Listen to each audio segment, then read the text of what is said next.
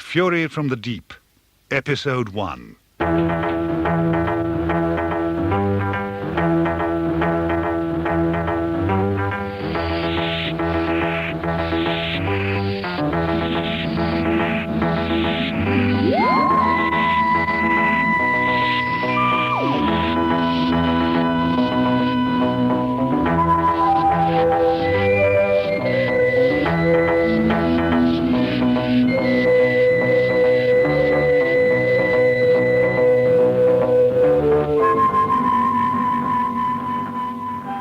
This particular story took place when I was in my first regenerative form, when I seemed to roam the universe, tripping over things, generally getting in the way, and often making some rather silly mistakes.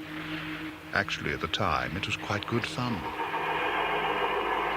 This time, the TARDIS had once again brought Jamie, Victoria, and myself to the planet Earth, that tiny blue jewel which circles the star known as Magda 3974. For some reason, the time machine had materialized just above the surface of the North Sea, and although I attempted to reposition it to a more suitable landing site, the TARDIS slowly, stubbornly settled onto the water with an aggravating plop. While Jamie and Victoria dragged a small rubber dinghy from the storeroom, I switched on the viewing screen. I always like the easy jobs. Outside, the sea was calm and the sun shone. Oh, if only the day had remained as pleasant as the weather. With the dinghy in the water, we paddled for dry land. Hello, Victoria. Not yet. Oh, that's going to bring us right down the middle of the sea. The TARDIS is perfectly capable of floating, you know. Where are we exactly? Oh, England undoubtedly. Now you can tell by the weather and the white cliffs. You always seem to land on this planet. No, it's always England. I think by the hammering the TARDIS has got you gone and spiked it. Hey, where are you going?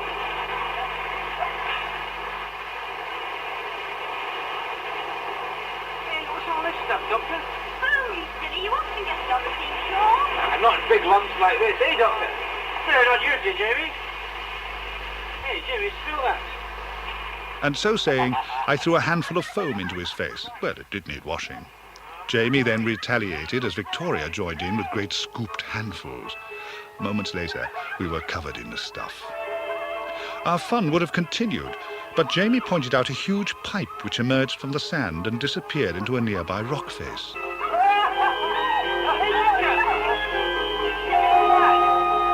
that's where the bomb's coming from? Oh, I hardly think so, Jamie. Well, let's go and see. As we crossed to the pipe, a man watched us from behind a nearby rock.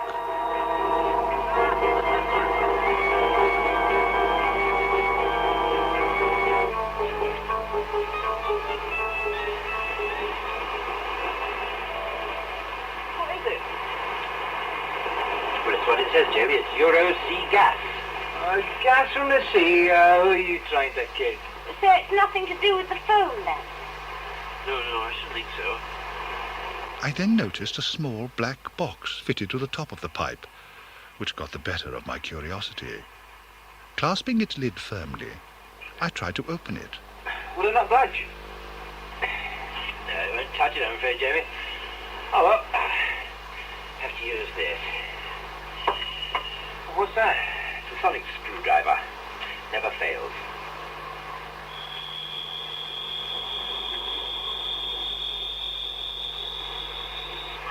There we are. Neat, isn't it? All done by sound waves. Now, what have we got here? Oh, yes. What is it? What's that noise? I don't know, Jamie. I took out a stethoscope and applied it to the control box I'd uncovered. Deep within the pipe, I could hear what sounded like a heart beating. I can hear it too. Yeah. Probably only throbbing from a pump, you know. Doctor, please hurry up. I don't like this place. It's so quiet. I feel as if we're being watched. All right, Victoria. Victoria was right. We were being watched. And the man who watched us had a gun loaded with tranquilizer darts. one for each of us.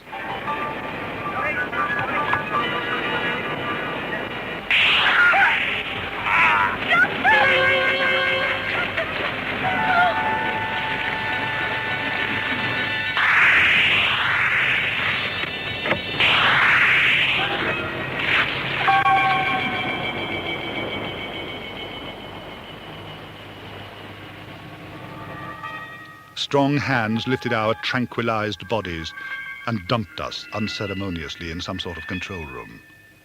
Standing nearby were two men. Badges pinned to their breast pocket declared they were controllers and that their respective names were Robson and Harris.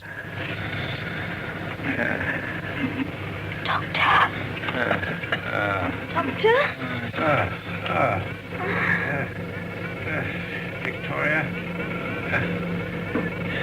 Jamie, you there? Oh, I think so.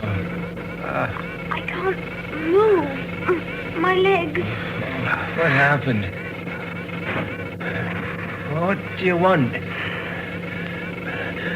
Would someone kindly tell us where we are, please? Why don't you answer? Come on, where are we? It's done. I Can't move. I think we've been tranquilized, Victoria. Eh? Tranquilized. Who do they think they are? You should be asking the questions. I should expect quite a lot of answers. Now, what is this place? You mean you don't know? Oh, if I could only just get up. I shouldn't try if I were you.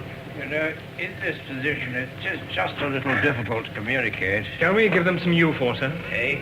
Yes, do that. I think it's all right. I think it's the antidote. Anyway, there's It's all nothing right. we can do about it, you know.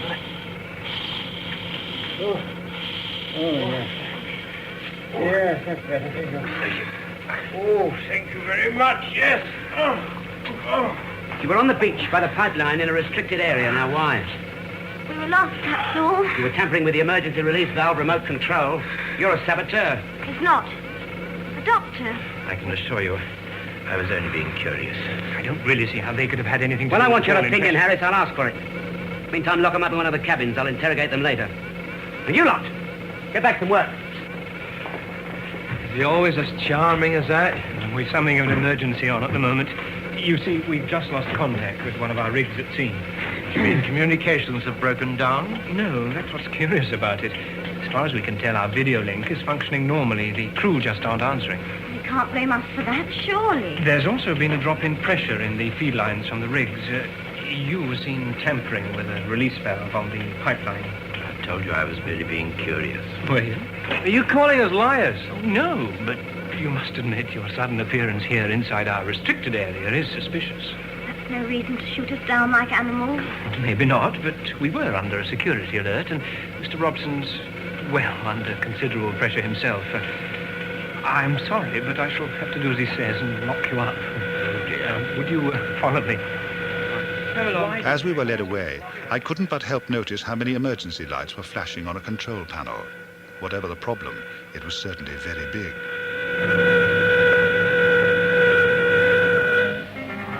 And such was the accompanying panic. Even the assistant controller's wife couldn't freely move around. May I see your pass, please, madam? Pass? I have instructions that no one is to leave or enter the compound without a written pass from Chief Robson. Not until after the emergency. But you know who I am. My husband is second in command to Chief Robson. Yes, Mrs. Harris, I So know. let me pass. Please. Sorry, madam. I think you should return to the residential block.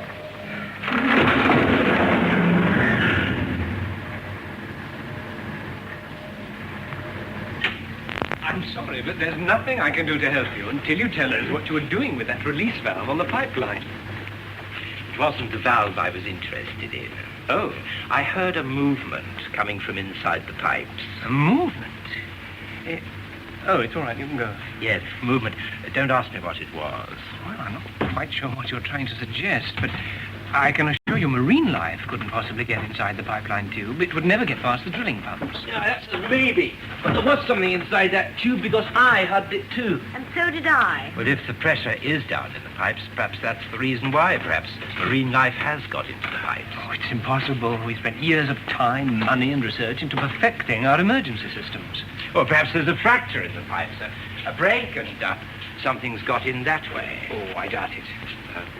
Mr. Harris, I don't wish to appear interfering, but don't you think it'd be a good idea to turn off the gas, at least until you've had a chance to check? Oh, Chief Robson would never agree to that. Why not? Well, he doesn't believe in working to the book. He prides himself that the flow has never been shut off ever since he took charge. He sounds a very silly man. But he appears to be right about one thing. You seem to know quite a lot about our business. Back in the control room, things were becoming even more fraught. Price, the communications officer, had managed to contact Mike Carney, supervisor of drilling Rig D. Come in, Rig D. Come in, please. Rig D, can you hear me, please? Yes, PH2. I can hear you. Carney, what the dickens is going on out there? Everything's quite all right, Mr. Watson. What? We have the situation under control. Will you speak up, man? I can't hear a word you're saying. Don't worry. We're losing volume. Yes, I don't understand it. Will you speak a little louder, Mr. Carney? Everything is under control. Carney! What happened to the emergency crew we sent you? Have they arrived yet? Yes, but they must stay here for the time being. Do what? We've had a slight accident. 2 men out of action. Now listen, Carney, you get that rig fixed A1 and quick. But it will take some time. What? What did you say? What's wrong with it, Ken? I don't know, sir. It must be their end. He seems to be whispering. Everything's under control. Carney, speak up, man! Everything's under control. Carney! Everything's under control. Carney! I think we've lost contact again, sir. Well, fix it, man. Price is getting too old for his job. Mr. Robson, I think we should turn off the gas flow coming in from the rigs and make a check. You think what, Mr. Harris? Well, that doctor chap, the stranger, he said he heard a movement coming from inside the pipeline on the beach. Oh, did he now? Did he say what he thought it was? Mice? Even the chief engineer had to chip in his 2 penneth of doom. She's down a further 3. Pressure's just on 157. Are you sure? Yes, sir. That means the gas flow pressure is down at the rate of 3% every 20 minutes. Doesn't this prove that something must be blocking the pipeline? It proves nothing of the sort. It's probably a faulty gauge, that's all. Check it. Look, at least give us the benefit of the doubt. When you want to find out about pipelines and rigs, Mr. Harris, the thing to do is to go out to sea and work on them. Look, I'm merely saying that if something has got into the tube, then we You should let check- me worry about that. But Mr. Robson, please listen. Look, this ties up with what I've been trying to tell you. For 3 weeks now, there's been a regular and increasing build-up and fall in pressure. Look, I think you should at least look at my calculations. The time ratios of the increases and falls correspond to form a definite progressive pattern. So, I'll get them. What are you trying to prove, Harris? That I don't know my job? No, sir, just that I do know mine. And while they Your argued, decision whether or not an you get- uninvited hand, wrapped fetchingly in a white glove, was helping itself to a very important file. For breakfast. You think you can baffle me with the little bits of paper, don't you? All right, you go ahead and get them, and I'll show you where you've gone wrong. Did you make a thorough check? Yes, I checked it. Seems to be working properly. Doesn't seem to be anything wrong with it. But it's gone. The file's gone. Well. How's it now? I'm sure I put it in here this morning. I must have left the file in my desk at home. I'll go home and You get... won't. You'll stay here. I'm not doing your job as well as my own. What's the matter, sir? Are you scared that I might prove you wrong? No, you go ahead. But you better have something more than a high-flown theory, because if you haven't, I'm going to take you and chop you up in little pieces and throw you back to your crummy little university. All right? Meanwhile, in the cabin where we were being held, Jamie was amusing himself by standing on my shoulders. He seemed to think he could escape through a grill above the door. I've got it. Put that down, Victoria. Can you see anyone? All clear. Do you think you can make it? Of course I can make it. Hold on. Don't bother, Jamie. I can do it with this. Pick a lot with a hairpin. Don't be daft. Clumsy. In a nearby corridor, Mrs. Harris had caught up with her husband. Maggie, where have you been? I've been trying to contact you. I was on my way to the village, but Robson's clamped down on security. I'm just coming to find you to get a pass. Yes, there's been a bit of a flap on. Well, can I have a pass? Not at the moment. Look, could you do something for me? Yes, what is it? There's a file. It's probably in the middle drawer of my desk in the study. Could you get it and bring it to me at the control room? All right, darling, what's the panic? I'll explain later. Don't be long. All right, darling.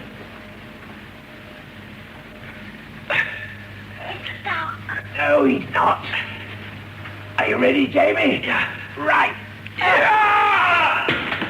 And as Jamie fell into the corridor, Victoria's pin worked its magic, and we were able to walk freely through the open door. Told you not to bother. Sorry about that, Jamie. Mrs. Harris had dutifully gone in search of her husband's missing file, and although it had been stolen from the control room, it was exactly where it should have been if Harris had really forgotten it. Most surprising. And so was the clump of seaweed, all wet and slimy, that was inside the file. Picking it up to throw it away, the seaweed suddenly came to life and tightly wrapped itself around Maggie's hand.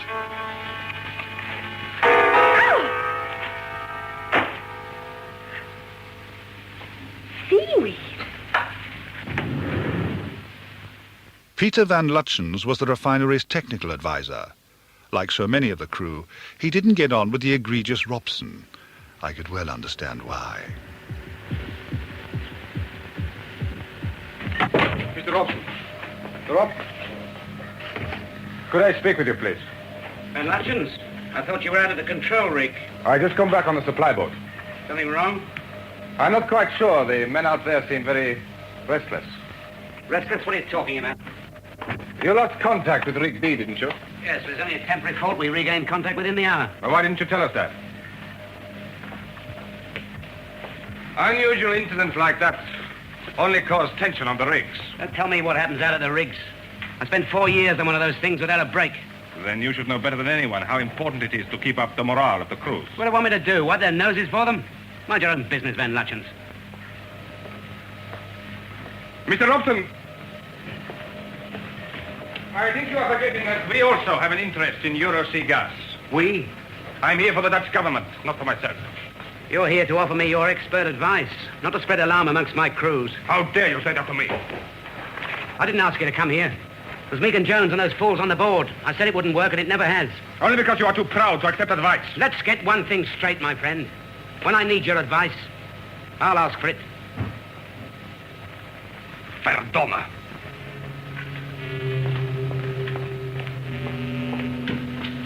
Koppers, idiot. Engelsman. Victoria, Jamie and I had made our way to the communications area. With our noses pressed hard against the windows, we could overhear almost everything that was being said. Control. Chief Baxter, control rig. Mr. Robson there? Yes, sir. Mr. Robson, sir? Yes. Chief Baxter, control rig, sir. Right.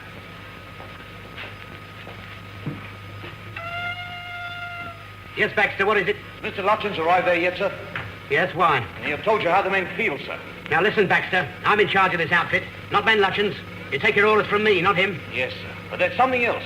What else? Something seems to have gone inside the pipeline. Inside the pipe. You've all heard it. Heard what? This sound. First I thought it was something to do with the pumps, but it isn't. It's a peculiar sound. Sort of regular thumping, pulsating. Like a heartbeat. That's the noise I heard on the beach. What is it, Doctor? I don't know. We've got to find out. Come on, Jamie. So, Victoria, no, not you. Oh, why not? I think it'd be better if you stay back in the bunk room. Hmm? Please. All right. Oh, Victoria. But of course she didn't take any notice of me. As soon as my back was turned, she was off making her own inquiries.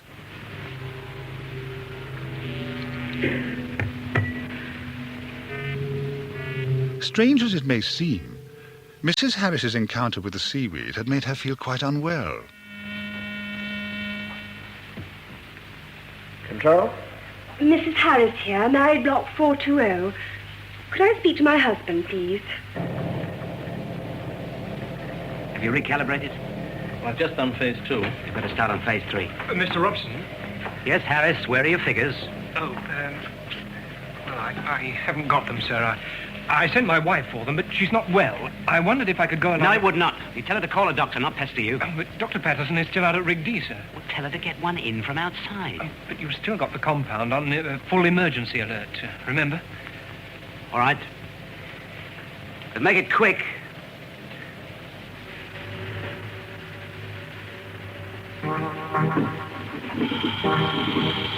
In an oxygen bottle storeroom, again naughty white-gloved hands were at work, breaking seals, turning on gas taps and generating havoc. In the corridor outside, Victoria cautiously made her way. Somewhere ahead, there was a noise which scared her.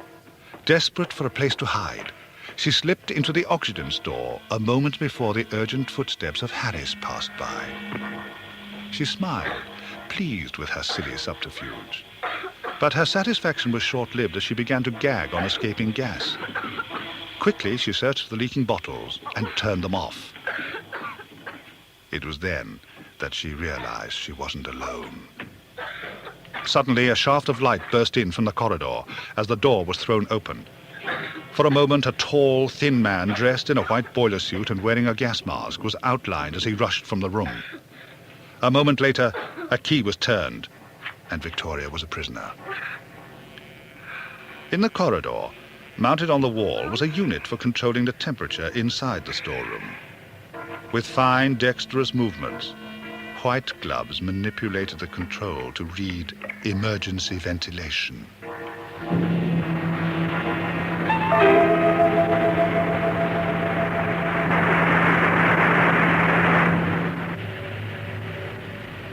Meanwhile, Jamie and I were reconnoitering. What's that thing supposed to do? It's an impeller, Jamie. It pumps gas from the main pipeline out at sea. Come on.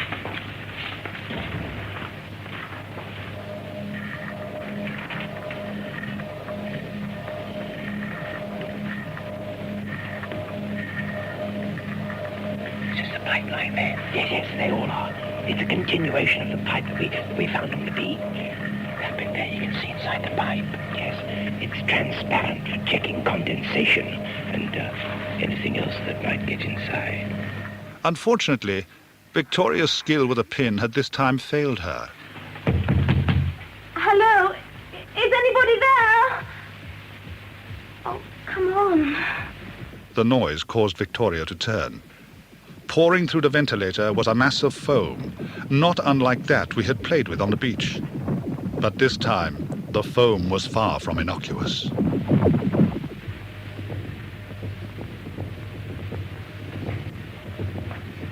There it is again, Jimmy. Can you hear it? Hey, what is it? Your guess is as good as mine. There's something inside there. Doctor!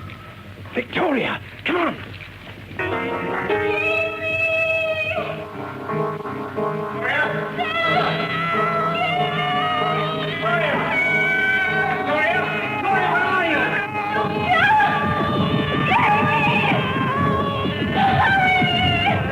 Petrified, Victoria watched helplessly as tendrils of the weed creature emerged from the foam, slashing and tearing at the air. Inexorably, the thing moved closer, and closer, and closer.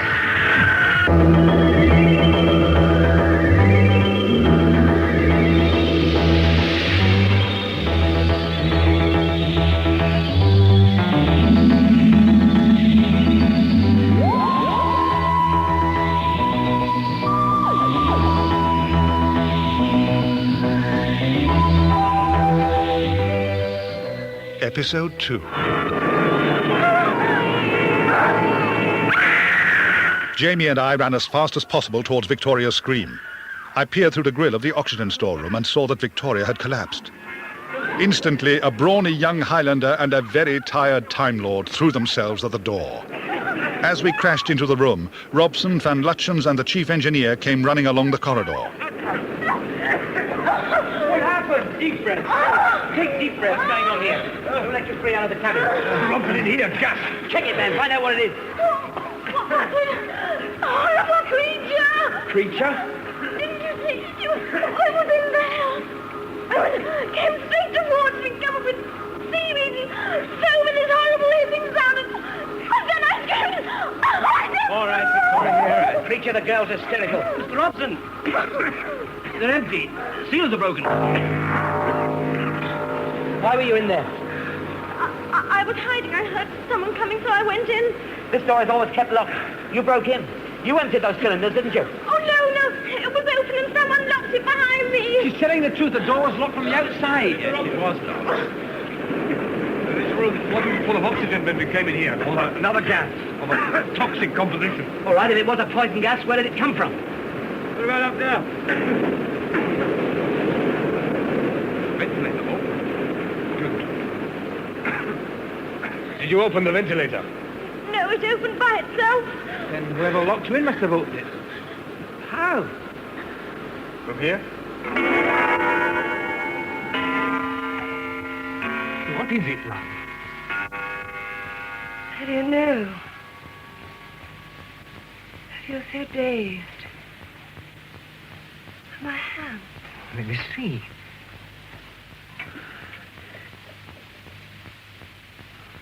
It looks all right. What happened? I don't remember. You said you were stung or something. Did I? I did. Yes, it must have been. I went to get the file you asked for, put my hand inside, and then the seaweed. All right, my love.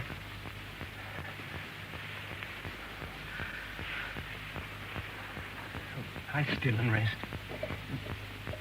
Shall I get you some food? A glass of milk or something? Darling, you couldn't even boil an egg. You shouldn't have married a scientist then. Maggie. Darling. Maggie. But her mind was focused elsewhere, dominated by the alien sounds that throbbed in her brain. On the patio outside the bedroom was a ball of foam. Within the mess lurked a clump of alien vegetation. As bubbles burst on the weed's tendrils, toxic fumes were released, drifting upwards into the nose and mind of its victim. As though attached to powerful springs, Maggie's eyes suddenly snapped open. What is it, love? What's the matter? I don't know. I just feel... I'd better get you a doctor. Look, I'll go back and see if Dr. Patterson's returned yet from Rig D. Will you be all right? I think so. Well, if he isn't back, there's this other doctor. He might be able to help her. I won't be long.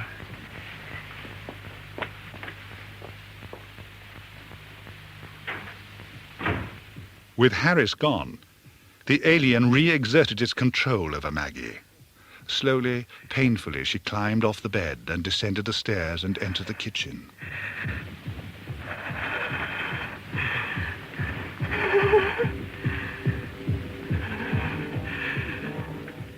Inside her head, the noise of a creature pulsated, and she clutched her ears in agony. On the verge of fainting, she leaned against the table, but just as she felt she couldn't stand any more, the sound suddenly stopped. Confused and bewildered, Maggie stood in the middle of the kitchen, wondering how she'd got there. Meanwhile, in the impeller area, Robson, Van Lutchens, and the chief engineer were also confused. So what's the panic? It's the pump, sir. The revs have dropped. Pump is slowing down? Yes, she's not holding steady even now. I don't understand it. Well, don't stand there thinking about it, man. Do a complete check.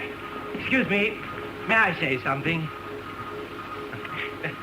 When I was in the pipe room a short while ago, I'm sure I heard a movement coming from inside the pipes. What kind of movement? Well, the same as I heard on the beach, a sort of thumping sound. But that's what they heard out at the rigs. What you heard and what everybody else heard was a mechanical fault somewhere along the line. Then why did they hear it out at the rig? Because, my friend, underneath this impeller shaft is a vast steel gasometer buried in the earth. It acts like an echo chamber. It'll make the sound of a pin dropping sound like that of a thunderclap. It travels along the pipe. Oh, this wasn't a mechanical sound. All right, then suppose there is something in the pipe. A fish or something. What do you expect me to do about it? You turn off the gas flow, at least until you've had a chance to investigate. That's out of the question. Mr. Robson, if there is something in the pipeline... We do not turn off the flow, and that is final. Mr. Robson, sir. Yes, down another half. Must be a mechanical fault. Get a couple of men and check, man, check. If you allow the pressure to build up in the pipeline, you'll blow the whole rig sky high. Blow us with it. All because you're too stubborn to turn off the gas. All right, what do you think it is? One of these creatures the hysterical girl thought she saw? Well, who knows? Having recovered from her encounter with the creature, Victoria, accompanied by Jamie, had gone to the communications room, where they were now both pestering Mr. Price, the communications officer. You mean to say this place supplies all the gas for the whole of the south of England? And the whole of Wales. What are all those lights for? Well, that's the plan of the entire compound, and each of those lights represents a remote control camera that I can switch through to this screen if I want to look at any particular area. Like this.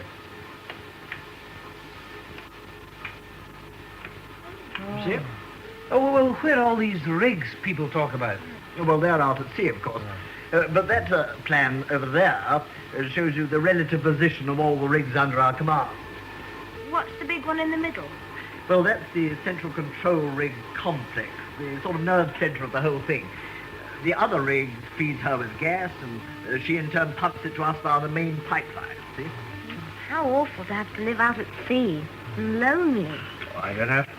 Mr. Robson once spent 4 years on one of the early rigs without ever going ashore. Aye, that'd account for quite a lot. Hey, you.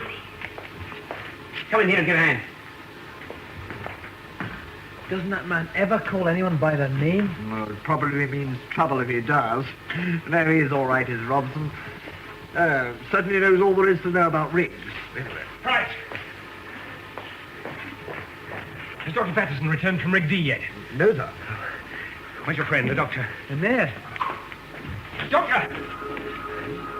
Doctor, I need your help. It's my wife. She's very ill. Well, I'm not sure that I... You must come. He will not go with you. But this is an emergency. It's my wife. These people are in my custody until I decide what to do with them. But my wife! Don't bring your domestic affairs into the refinery, Harris. That goes for the rest of you. Mr. Robson, my wife is ill. If anything happens to her, I'll... All right. 1 hour. Doctor, please, this way. It wasn't Maggie's day. No sooner had she recovered from one bad experience than another rang her doorbell.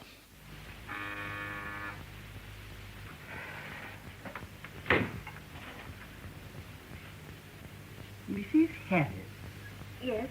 we are maintenance controllers, madam. I wonder if we might have a few words with your husband. Oh, my husband isn't here. He's at the compound. Oh, dear, that does make it rather difficult. We've come to carry out an inspection. Inspection? In the kitchen, your husband didn't tell you. No. Couldn't it wait until another day? I'm not feeling very well. I'm sorry, madam, it has to be carried out without delay. Chief Robson's instructions. That man never stops giving instructions, does he? Oh, I suppose you'd better come in then. Thank you.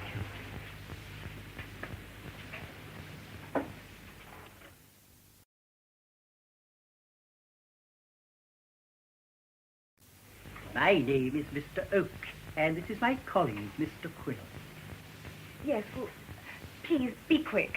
I'm really not very well. Of course, madam. Now, don't you worry about us, Mrs. Harris. You won't even know that we are here, will she? The bag, Mr. Quill. Mr.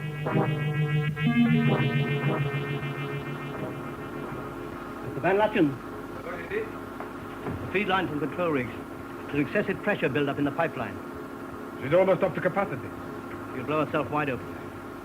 So there's a build-up in the pressure coming in from the rigs, and a drop in the pressure in the flow going out to the receiving stations. There must be something interfering with the impeller itself.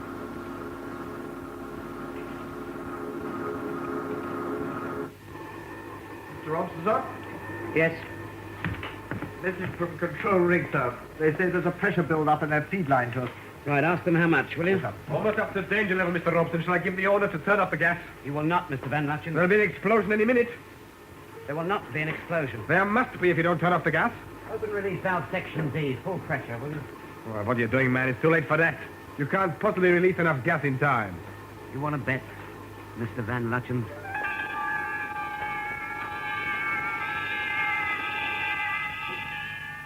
Maggie had retired to bed, leaving Mr. Oak and Mr. Quill to carry out their work.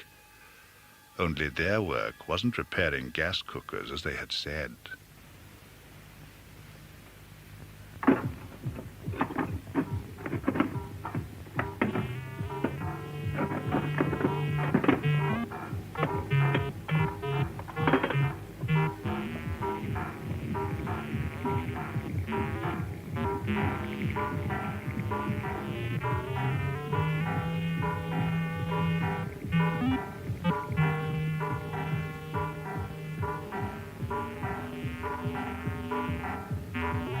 In the kitchen, Mr. Oak stood staring into space as seaweed flopped from his boiler suit cuff. Mr. Quill smiled and offered him a pair of white gloves, which he slipped on. Oak then crossed to the back door, and as though letting in a pet cat, opened it and allowed weed-bearing foam to pour in.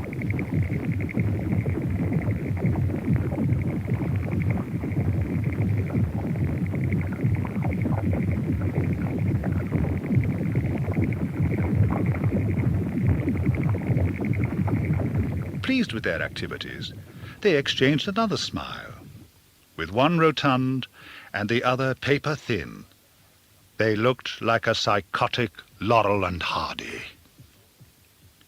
Still silent, they went out into the hall, climbed the stairs, and, without knocking, opened the bedroom door. What are you doing in here? Is it something that you want? It was then that she saw the identical, almost idiotic grins on their faces. But they didn't intend any fun or humor. Instead, they opened their mouths and emitted a burst of toxic gas.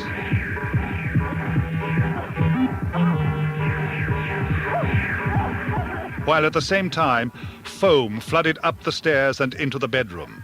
Maggie coughed and then began to gag on the gaseous billow as the foam moved closer and closer and closer.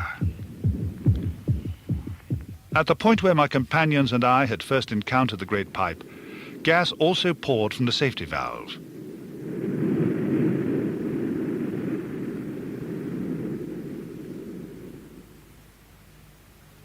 It's down. The pressure in the pipeline. It's back to normal. Uncaliphaluck. I wouldn't have thought you could possibly have done it in the time. When you have too much gas in the tube, you release it. Didn't they teach you that much at evening classes back at The Hague, Mr. Van Lutyens?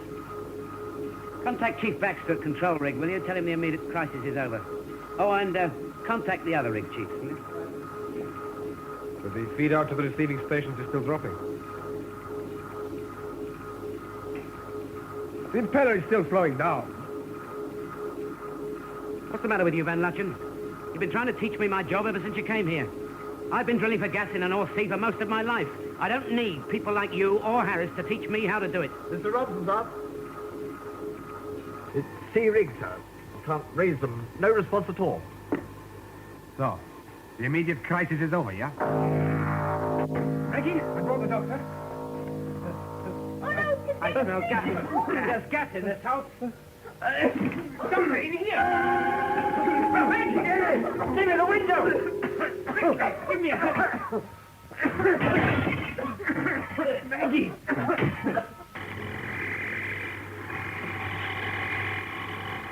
I'm sorry, sir, I can't raise them. Well, are you pleased with what you've done?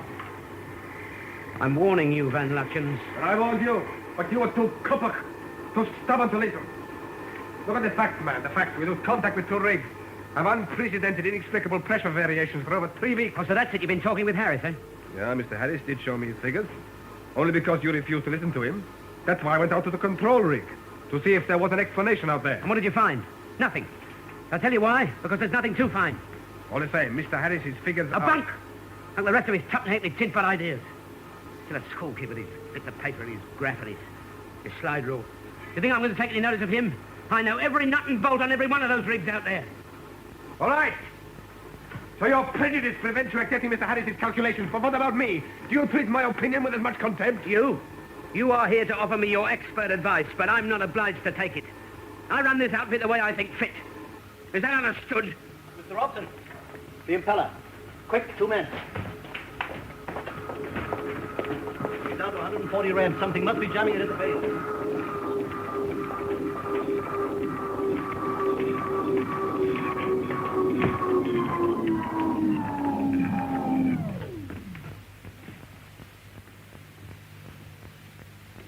Well, Mr. Robson, where do they go from here?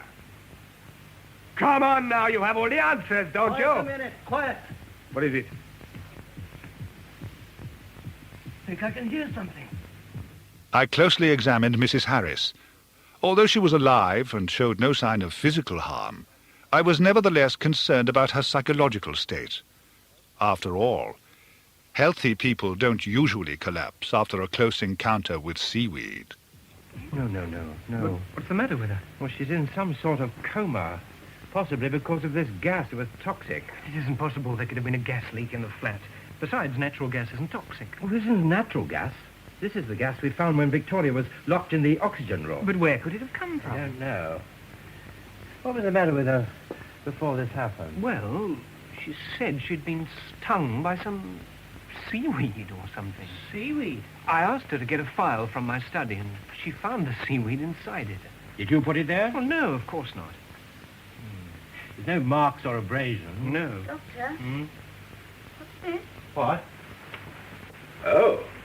It's a seaweed. What's he doing in here? But it's still wet. Perhaps it's the same sort that Maggie was talking about. Don't touch it. Why? Well, in the first place, you don't want to get stung like your wife, do you? And in the second place, whoever put it in your file meant you to touch it. But that's ridiculous. Wait a minute. I was sure I put that file in my briefcase this morning, but it wasn't there when I went to get it. I was on my way home when I met Maggie. But why? Why should anyone want me to get stung by a piece of seaweed? Well, I hate the stuff. So slimy and horrid. Oh, go away. You've seen seaweed before, haven't you? There's loads of it down by the pipeline this morning. By the pipeline? Aye, the place is overrun with it. Well, not like that. It didn't move. Move?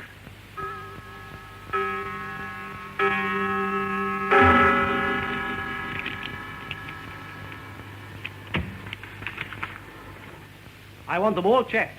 Every remote control release valve on the line. And check and double-check all those circuits. Excuse me, Chief. Could I have a word with you, please? Yes, of course. The impeller is still not functioning, yeah? No, it's not.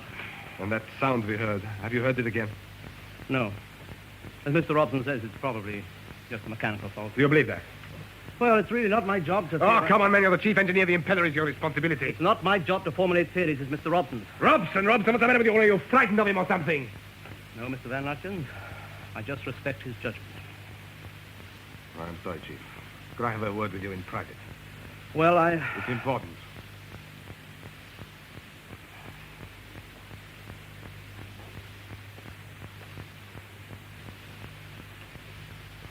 Check the feed valve. I've been looking at the installation plan and the impeller intake valve in particular. And I think I know where the blockage may be. All right. Well, this valve is at the base of the main shaft and leads directly to the intake, yeah? Mm-hmm. Well, as far as I can see, there is no point between that valve and the control rig where a blockage could occur big enough to stop the impeller. Apart from the undersea emergency valve. But you've got remote control observation on those and they are free, yeah? Hmm. So the impeller intake must be at fault. It's possible. Possible, man, it's the only answer. What we have to do is to go down and free that valve. I'll have to check with Mr. Robson. Robson! What's the matter with you? Are you children? Can't you do anything on your own initiative? Look, I can't send men down there without his approval. Can you also not blow your nose without approval? Now, listen to me, Mr. Van Lutyens. I've worked with Mr. Robson a long time. We were out there on those rigs together in the early days. You may think he's wrong to run this place the way he does, but I trust him. And I take orders from him purely because I trust his judgment. No other reason. I'm sorry, Chief. I shouldn't have said that. You forgive me, yeah? Now, what I would like you to do is to go to Mr. Robson and say, we think we know where the blockage is, and get official permission to inspect the base of the shaft. Just a minute, that's your theory, that's not mine. That's the only possibility.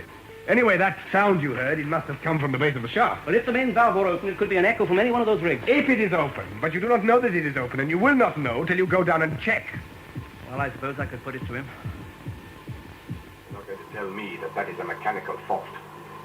I'll go and see him. He's in his cabin. Chief? What's the matter? Mr. Robson, that noise in the impeller has started again. I think we should go down and check the main valve. Oh, you do you? Well, that's where we think the blockage is. We? Oh, Mr. Van Lutyens. Yes, I've only get his nose in. Come on. You lot, get back to work. Van Lutyens, I want to talk to you. Mr. Robson, there is something alive in the pipeline. You're out of your mind. There's nothing down there. I promise you, sir, I did hear something. You've been unnerving my crew. Now you, get out. Listen. That's it. Did you hear what I said? Well, speak now. Listen, will you? Down there, in the darkness, waiting.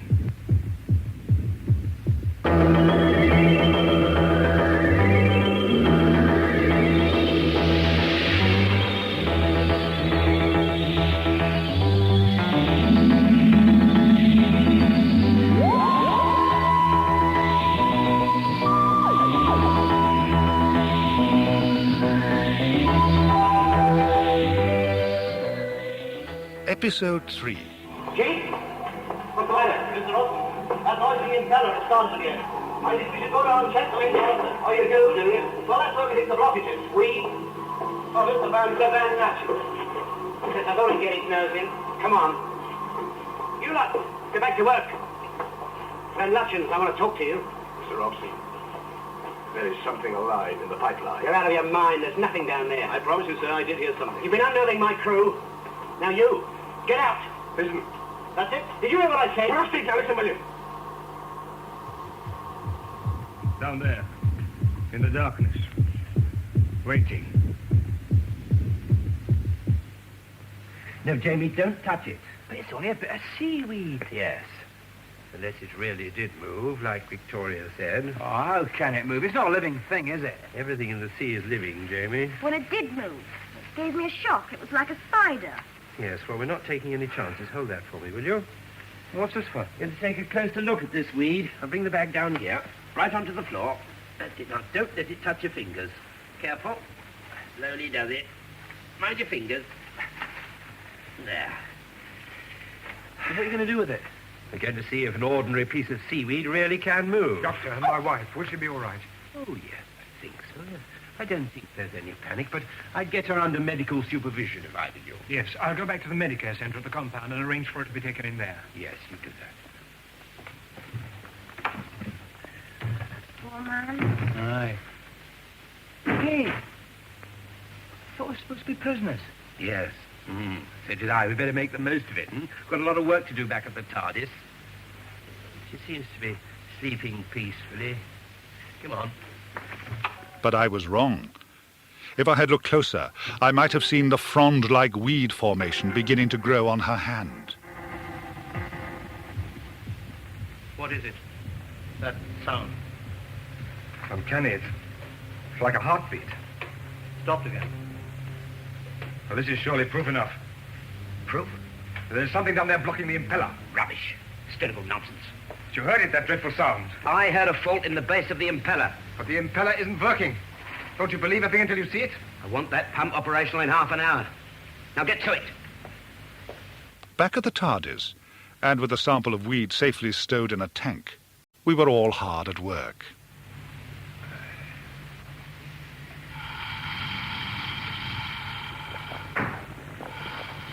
What are you doing, Doctor? Well, you see, Jamie, these two cylinders contain a small amount of natural gas. It should be quite interesting to see what sort of effect it has on the weed. How are you doing, Victoria? I don't know. I think you ought to have a look. Oh, yes. Well, that's got the natural iron content. Well, I did the Bunsen test like you told me, but I found something which worries me. Oh, yes, I'm not surprised. Is this what? No. You see this rusty stuff here? Yes. Well, it means that the weed's giving out a gas. Probably toxic. Toxic? Hey, Doctor, what are these little wriggly things in the weed? Just a minute, Jamie. Looking at little wriggly things. Where? Here, look in there. Jamie, this is it. There's molecular movement. Come and see, Victoria. There. Why, that's amazing. What does that mean? It means, Jamie, that the weed is just as much alive as you and me. Now,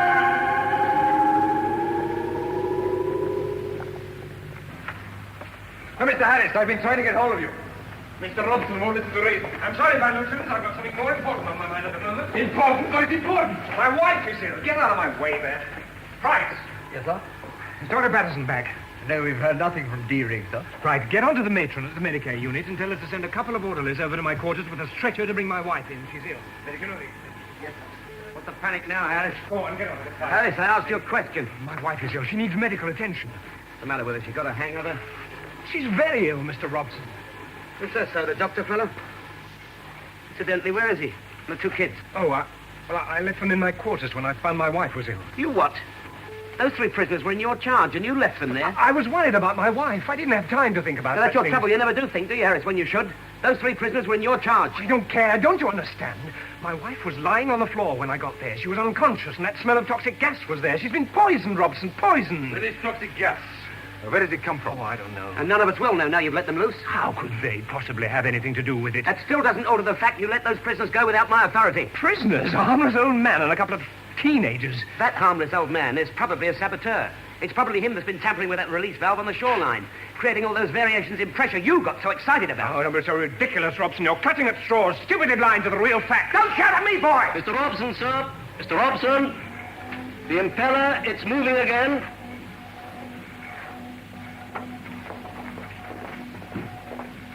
Good man. I told you it was only a mechanical fault, didn't I? Just started quite suddenly. Keep it going, man. I don't know if we can hold it. Don't lose it now. You fools, you stupid fools! Well, the fault's not this end. It must be jammed to the base. You wanted this, didn't you? It's just what you wanted. You should have listened to me, Robson. What turned off the flow? Ruined a reputation of 30 years. Reputation? Don't you realize that what is going on here is beyond your comprehension? That whatever it is that's in the pipeline that's jamming the impeller that's taken over the rigs is a menace and threat to us all? The only menace and threat around here is you, Van Lutyens. And you, Harris. Listen. What are you staring at? I want that impeller working in half an hour. I'll be in my quarters. Let me know as soon as the impeller starts moving again. Vadlos. It's cracking up, Harris. Look, I've got to get back to my wife. Harris, you can't go now. He's losing control. My wife's been poisoned. She's in good hands, yeah. She'll be brought into the Medicare unit. What can you do? But I have to go and see her. Well, hang about and worry, that's all. Robson is cracking up. You are the only man with authority to take over. We need you here. Chief. Sir? Mr. Robson, you know him better than any of us. Do you think he's all right? Well, he's under a lot of pressure. I think his nerves are a bit... Yeah, pressure, strain. He's cracking up, I tell you. Well, you're not helping him, you know. That's not my job. I am here to give technical advice which he ignores. All right, he knows a lot about engineering, but not all. And what he does not know is the state of mind of those men out there on the rigs. He ought to know. He was out in those rigs himself long enough. Oh, yeah. He has plenty of professional experience of normal conditions. But these are not normal conditions. There is something very strange going on here. But he refuses to accept the new factor. So what do you think he should do? I know what I would do. Close the compound, evacuate the rigs. He'd never do it. We have lost contact with 2 rigs.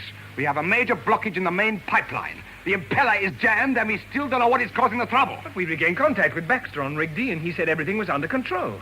Yeah, and we've not heard from him since. And what about Rig C? Well, that could be a telecommunications fault somewhere. Yeah, it could be. But we have to check that it is, and we have to check the valve at the base of the impeller. But what does Robson do? Nothing. Well, I suppose he might listen to us if we all put it to him. What do you think, Chief? You're absolutely right, of course. We must check. In the TARDIS, I thumbed through a very dusty reference book. Finding the appropriate page, I showed Victoria and Jamie an illustration of what I thought to be the weed creature. That's it, Doctor. That's the creature I saw back at the compound. Yes, I was afraid it would be. But how did it get in this book? Well, I've told you, Victoria, this is a book of legends and superstitions. And this particular drawing is supplied by ancient mariners in the North Sea in the middle of the 18th century, Jamie. That's my time. You mean to say this is a creature that Victoria saw back at the compound? Yes, I think there's no doubt about it. Well, what about these great clumps of weed? Well, there's obviously some connection between the weed and the creatures themselves. Oh, no. Gas! What? Jamie, help me get the lid on! Oh, no, quickly! Covered in foam, the creature's pock-marked tentacles lunged in the direction of Victoria. As we raced to the tank, I saw that the weed had somehow managed to double in size. Yet as we jammed down the lid, the thing began to shrink again. It was most perplexing. I was right. The weed formations are feeding off the natural gas beneath the North Sea and giving off toxic gas. Come on. We must get back to Harris's quarters. Come along. Just a minute. That weed went back in its tank very suddenly, didn't it? I wonder why. Come on. Oh.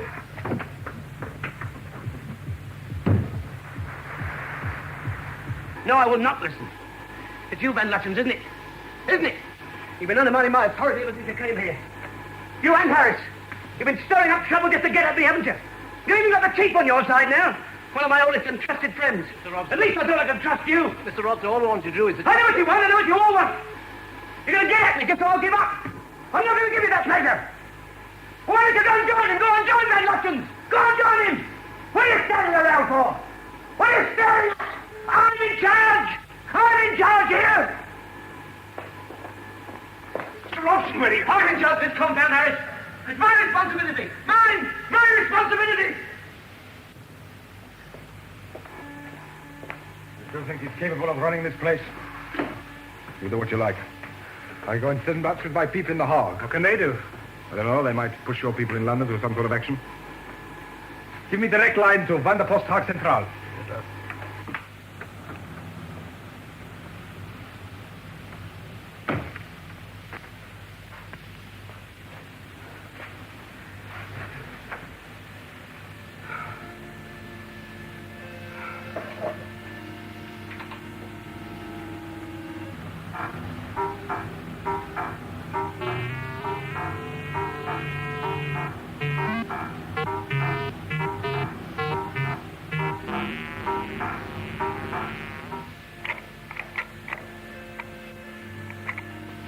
Who's there?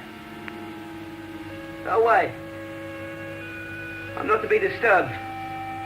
In the corridor, the white-gloved hand of Mr. Oak operated the emergency vent control.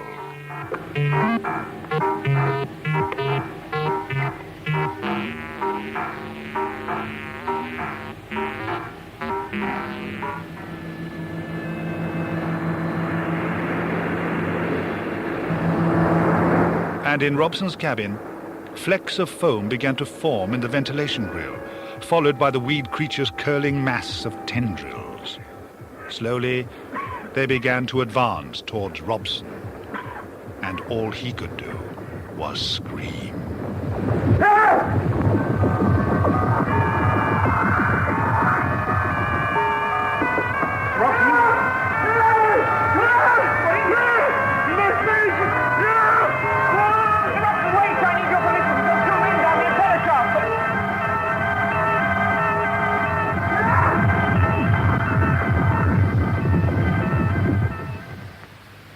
As the front door of Mr. and Mrs. Harris's quarters was locked, Victoria kindly helped me through a conveniently opened window. At times, she could be such a sweet person. Well, thank you, Victoria. Yes. Nobody here. It's better that way. You speak for yourself. I'd rather... Oh, no. Where's it coming from? Jamie, try the kitchen. Jamie obeyed as we went to check the bedroom. And there it was, a sea of foam and weed creature. But then, as in the TARDIS, the foam, without explanation, began to recede.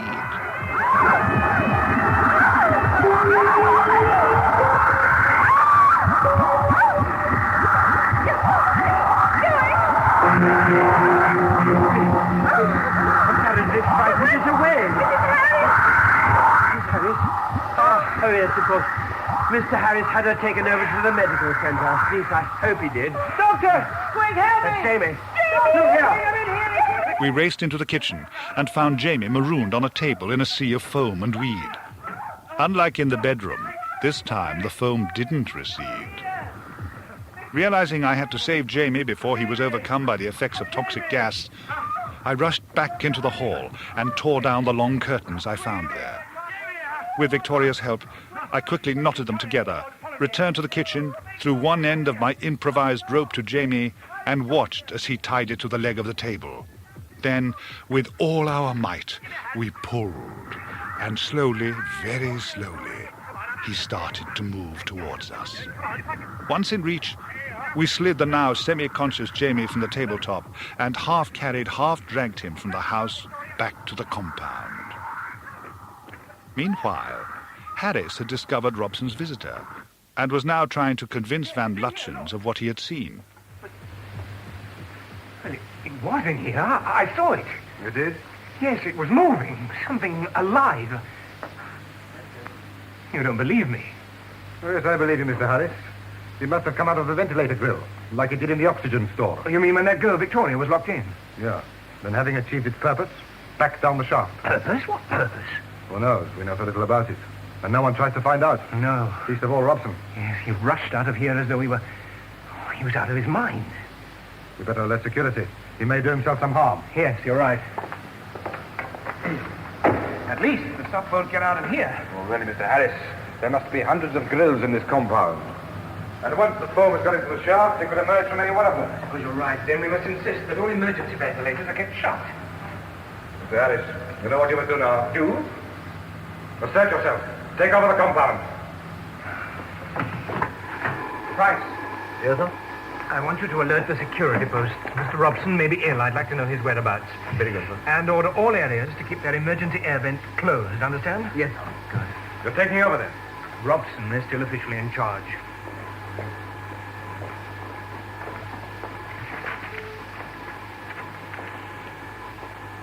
I have already informed my authorities at The Hague. You must do the same with your director in London.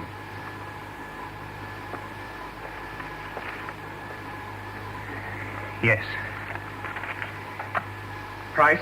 Yes, sir? Get me to board headquarters. I want to speak to Megan Jones.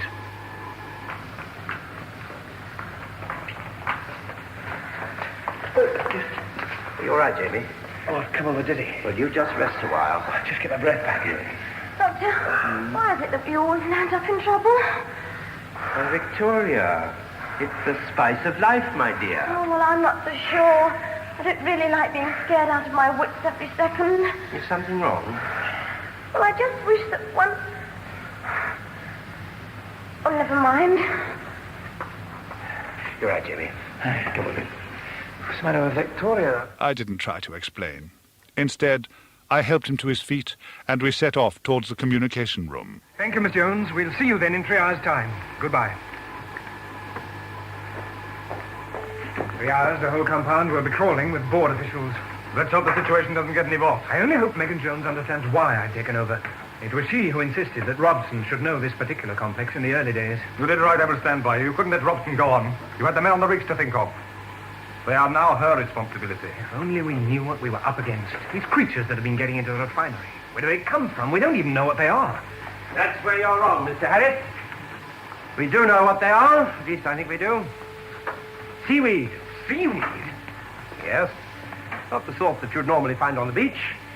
This seaweed happens to be dangerously alive. Alive? But I think you'd better listen to me. I think you'd all better listen to me. Large formations of seaweed have been coming up upon the beaches along this coast. Seaweed that shows clear indications of having life like human beings. It's this seaweed that's blocking the pipeline then? Yes, I think there's no doubt about it. We must clear the base of the impeller. No, wait. The seaweed is capable of protecting itself. It gives off a toxic gas. It's also a parasite. It attaches itself to other living things. You mean human beings? But what happens to them? I'm afraid I don't know. But my wife was stung by the seaweed. Ah, yes, but she survived, didn't she? How is she? Oh, I asked the Medicare Center to bring her in. Price, get Medicare for me and ask how my wife is now. Doctor, I've just seen one of these creature things that your young friend saw in the oxygen room. Oh, where? In Mr. Robson's cabin. It might have attacked him. He was in a wild state when I went in and just ran out. He hasn't been seen since. Oh, dear. Mr. Harris, sir. Yes? The matron says she's sorry she hasn't brought your wife in yet, but she's sending someone over now. Ah. What? What is it, Doctor? Well, we've just come from your quarters. Your wife wasn't there. The place was covered with seaweed. Is this right? Yes, I'm afraid it is. Hey, where is she? Where is she? I must go and find her. Well, where do you think she is? Do you think it has anything to do with this seaweed stuff? I don't know. I simply don't know.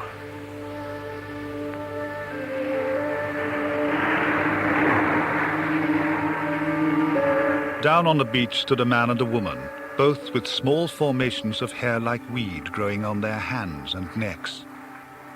It was Maggie Harris and Controller Robson.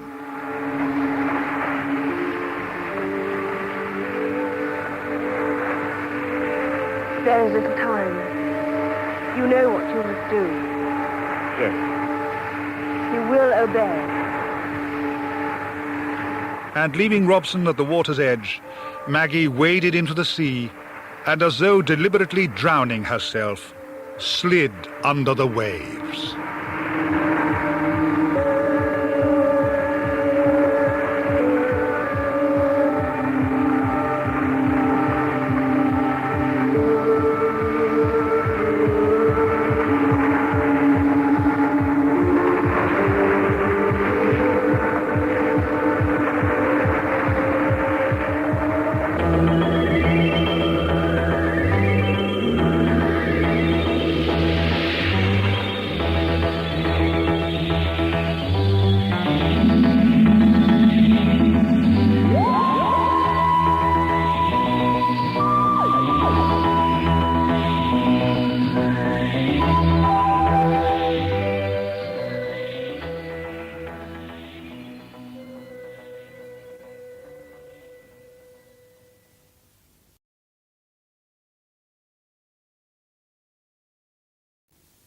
Episode 4.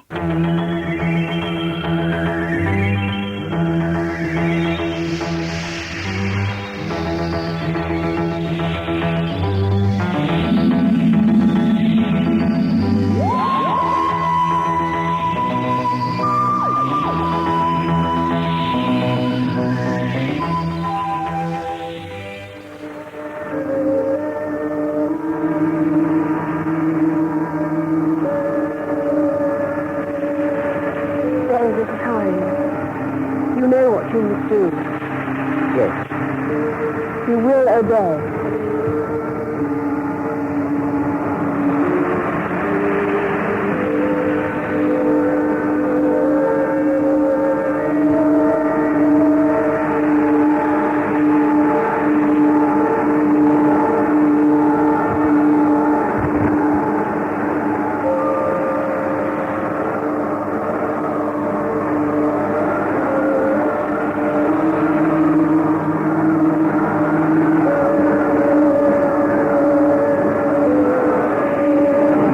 In the communications room, Van Lutyens and Price were decidedly unhappy.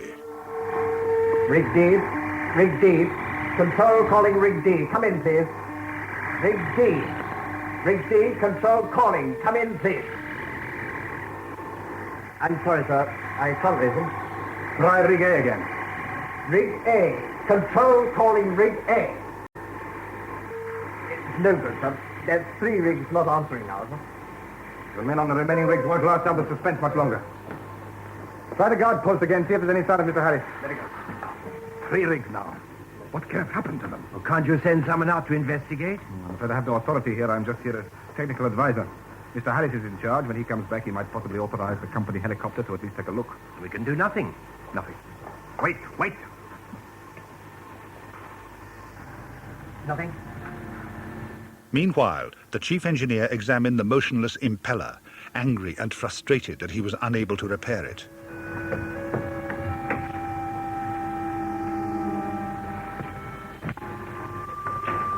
Neither did the sudden recurrence of the heartbeat from deep within the pipe help the repair crew's confidence.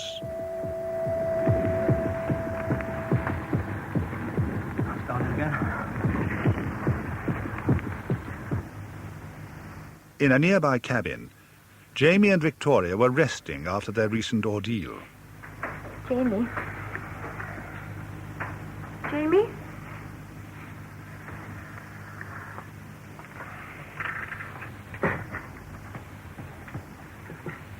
Jamie? You asleep?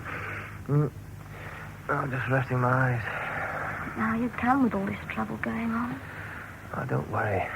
Doctor will work something out, always does. Yes. What then? What do you mean, what then? Where will we be next? Oh, Victoria, you're no better than to ask a question like that. You never know where we're going to land one place to the next. It's half the fun, isn't it? Is it? Victoria, what's the matter? You've been acting very oddly ever since we got here. Oh, it's nothing. It doesn't matter.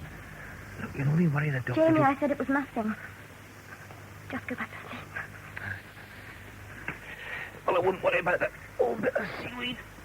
The doctor will work something out. But will he? So many questions. The weed grows. Feeds off natural gas. How fast does it grow? What happens to those that touch it? Oh, Jamie! Jamie, I'm frightened. Oh, I'm sorry, Victoria. Did I startle you? But Jamie?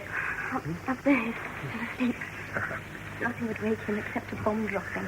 Oh, good. Doctor, what's happening? Well, I'm not sure, Victoria. I'm not sure. Looks so peaceful out there, doesn't it? I heard that noise again. Yes. What are they doing about it? Well, we have to wait. Wait, but what for? For one of those awful creatures to come and attack us all? Now, Victoria, it's not as bad as all that, you know. Isn't it? Even you don't know really how bad it is, do you? Well, no, not exactly. Every time we go anywhere, something awful happens.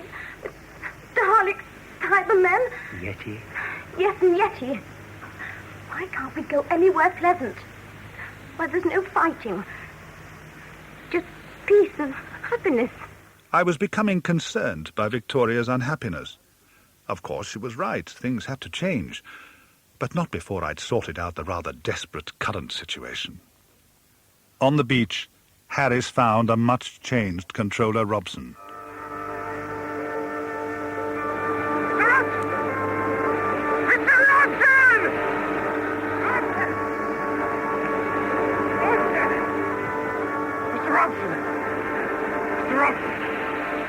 What are you doing down here, sir? Have you seen my wife at all? Your wife? I've been searching for her. You'll find her, Mr. Harris. Very soon. Then you haven't seen her?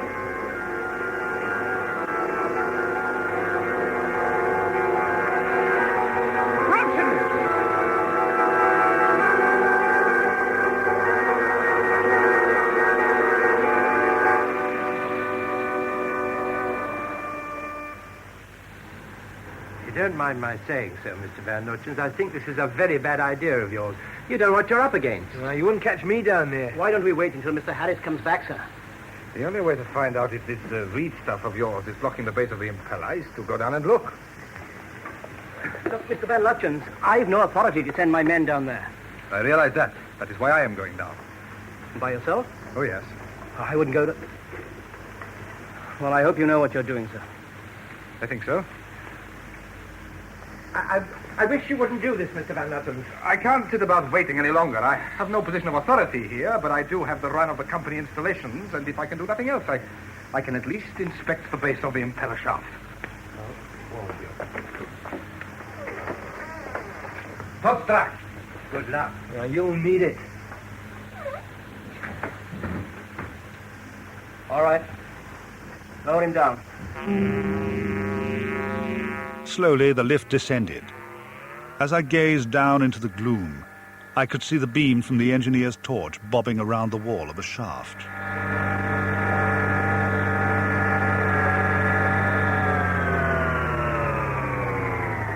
The lift stopped, and nervously Van Lutyens climbed out.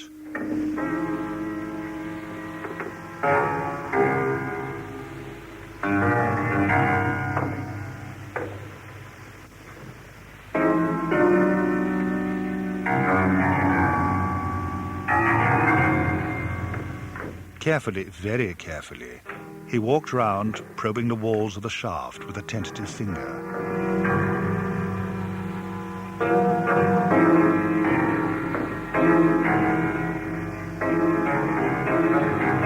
Satisfied all was well, he levered open an inspection hatch and cautiously peered inside. It was then that he heard the noise he feared most.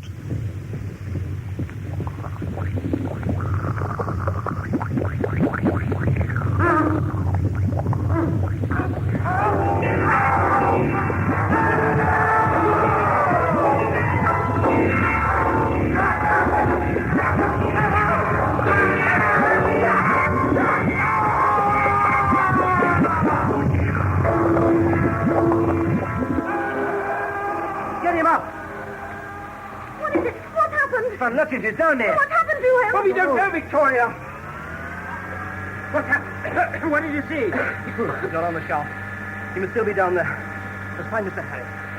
We can't just leave him down there. What are we going to do? We'll get down there after him. Oh, Doctor, no. Oh, no, we're not. David, you wouldn't let me go down there on my own now, would you? Well, well, no. Oh, Doctor, you can't. You don't know what's down there. While Victoria panicked, in the communications room, news of the arrival of an important visitor had been received. Miss Megan Jones, just leaving the reception now, right? Thank you. Oh, Mr. Harris. Mr. Harris, we've been looking for you everywhere. What is it, Bryce? Are you all right, sir? Yes. Yes, just tired. Is there any news of my wife? I'm afraid not, sir. You didn't find her? Mr. Harris, the director, Miss Megan Jones, is leaving reception on her way here now, sir. I see. Thank you, Price. Where's Mr. Van Lutyens? In the impeller area, I think, sir. Right. Forever impetuous, I descended into the impeller shaft with Jamie. I might have shown less bravado if I'd known that Mr. Whitegloves and his silent friend, Mr. Quill, were now operating the lift controls. This is terrible. Do you mean to say they both went down inside that I shaft? couldn't stop them. They went to look for Mr. Van Lutchen. What? What has happened to them? Mr. Harris, thank goodness you're back. Mr. Van Lutchens went down inside the impeller shaft to try and find out what was blocking the pipeline. Yes? He didn't come back. Now the doctor and the boy have gone down there. Done what? Get them up at once! Stop the lift! I'm sorry, sir. It's too late.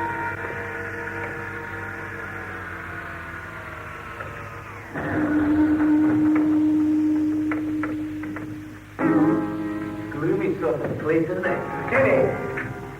That hole goes straight down to the big laboratory down below. Hey! Where's that little torch? Well, there must be. Oh, it is. Shine it down there, Jenny. What's that? Oh, it's me. Come on, Doc, let's get out of here. There's something evil lurking down here. Accompanied by a guard, Miss Megan Jones, the expected and very important visitor, made her way through the compound. Trotting at her side was Perkins, her secretary. Boss, Mrs. Robson's sufficient man. Why do you think I gave him control of the compound? He knows the job backwards. Then why the sudden panic? I don't know. Harris is rather vague. Vague? He said he was taking over from Robson. I wouldn't call that vague. You've never met Robson, have you, Perkins? No, but When you do, you'll realize he's not the sort of man one pushes around. Then what's all this about? Just an internal squabble, I'd say. Harris is a bright man. I sent him down here thinking he might gain from Robson's practical experience. Obviously, the two haven't hit it off together. So we're pouring oil. Politics? Let's go and see, shall we?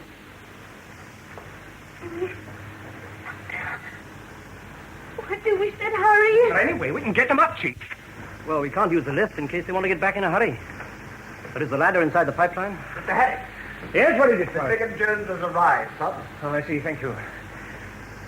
Chief, you'd better come with me. I'm going to need some support when I talk to Megan Jones. All right. What about Jamie and the doctor? There isn't a great deal we can do at the moment, I'm afraid. Oak, as soon as they signal, bring them up. And if there's any sign of trouble, come and get me. You could rely on her. Come on, Chief. Be all right. I mean, is it safe? Oh, yes, miss. Don't you worry about a thing. We'll take care of everything, won't we, Mr. Quill?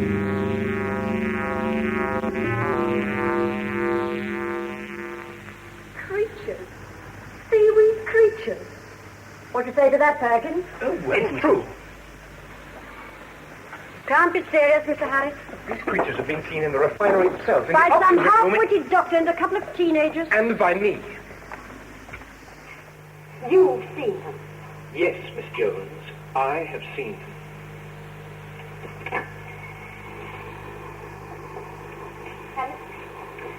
I understand your wife had some sort of accident. I know this must have been a considerable shock to you, and I I'm fully lying that I've understand. been seeing things. Believe me, there are things you don't know. I know that throughout the southern region, receiving stations are working on emergency supplies. What are we going to do about it? At present, there's nothing we can do about it. One by one, we're losing contact with the rigs out at sea. Then I suggest you send someone out there to see what's going on. All right. Have I your permission to call out air defense? Certainly not. This is not a national emergency. Use the company helicopters. But you don't understand Then what's you going on. please do as I say. Right. Yes, sir. Get me the helicopter hangar, please. The bigger one. Now, Mr. Harris, I think I'll have a talk with Chief Robson. Oh, I'm sorry. I think... Well, he's not very well. Not well? In what way? Something's happened to him. Well, that's all I can tell you. Well, what? What's happened? I don't know. I just don't know. Oh, it's too dark, Jamie. Not a sound of Anderson. No train hanging about here. Wait a minute. Come on, Jamie, let's get out of here.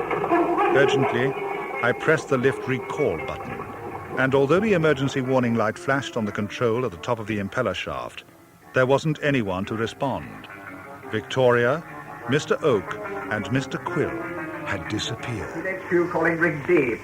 PHQ calling Rig D. Come in, please. Can you hear me? It's no use. There won't be a reply. Don't be a fool, man. We must keep trying. If there are men out on those rigs, there must be a reply. If, but we don't know. We've already lost contact with 3 of our drilling rigs.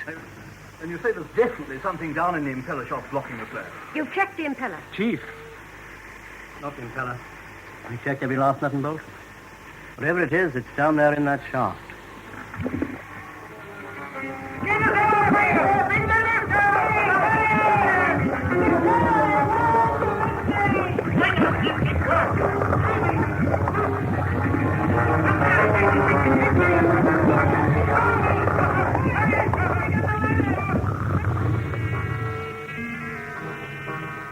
In the impeller control area, a door marked pipeline room opened, and out stepped Mr. Oak and Mr. Quill.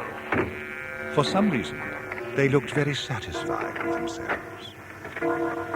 Although they could clearly both see the flashing lift emergency warning light, they ignored it and quickly left the room. A moment later, Jamie and I managed to drag ourselves to the top of the impeller shaft.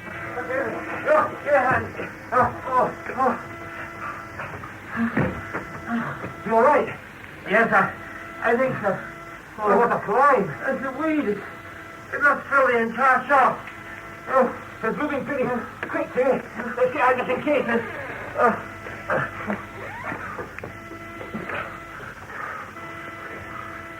Where's Victoria? I don't know.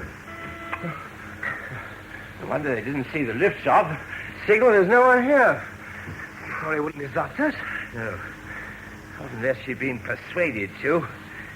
Jamie, I think we'd better go and look for her. Come on. You go that way, I'll go this. Right. Foam and weed on all the rigs. According to the helicopter pilot, and no sign of life at all. So fantastic. What on earth are we going to do? Save the lives of the men on all the other rigs. How? Give me permission to evacuate them. What? And then blow every one of the rigs to pieces right out of the sea. You must be out of your mind. Miss Jones, you really can't agree to such a thing. The minister... We have to. The men's lives are more important than any one of those rigs. The minister would never That agree. is Perkins. You ask me to destroy years of hard work, skill, and government money like that? I'm asking you to destroy this evil that's in the sea before it's too late. Bomb the rigs, I implore you. No! No! Never! You leave those rigs alone. They're mine. They're mine, I tell you, mine. Robson, what's the matter with you? Can't you see? They're getting at me. Oh, Mitch. They're mine. I built them my own flesh and blood. They're mine. They're my life. They want to destroy everything. They think in that way they can destroy me. We won't allow it. We? Who, Robson? Who? Huh? Well, my... I don't know. My... Chief. Chief. Are you all right, Robson? Yes, I'm all right. I don't know what... I don't know.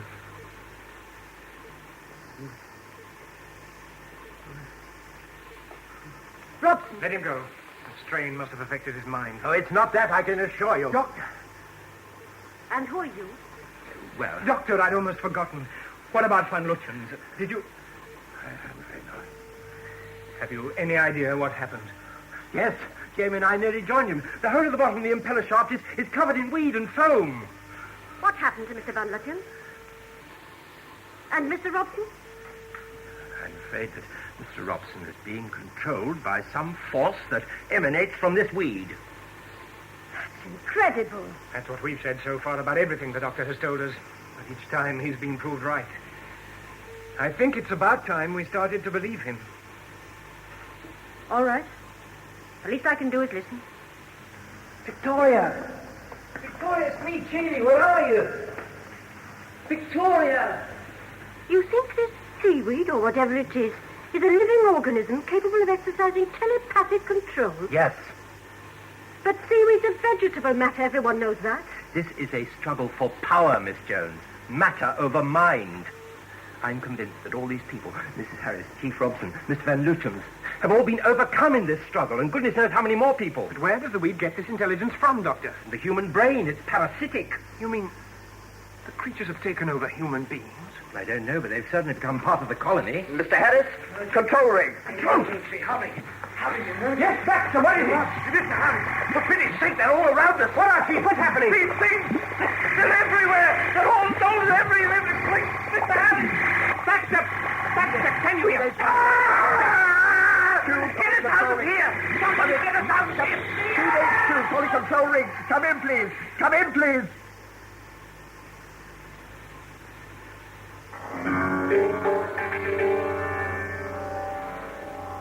Victoria! Victoria! Victoria! Back to square one. She must be somewhere.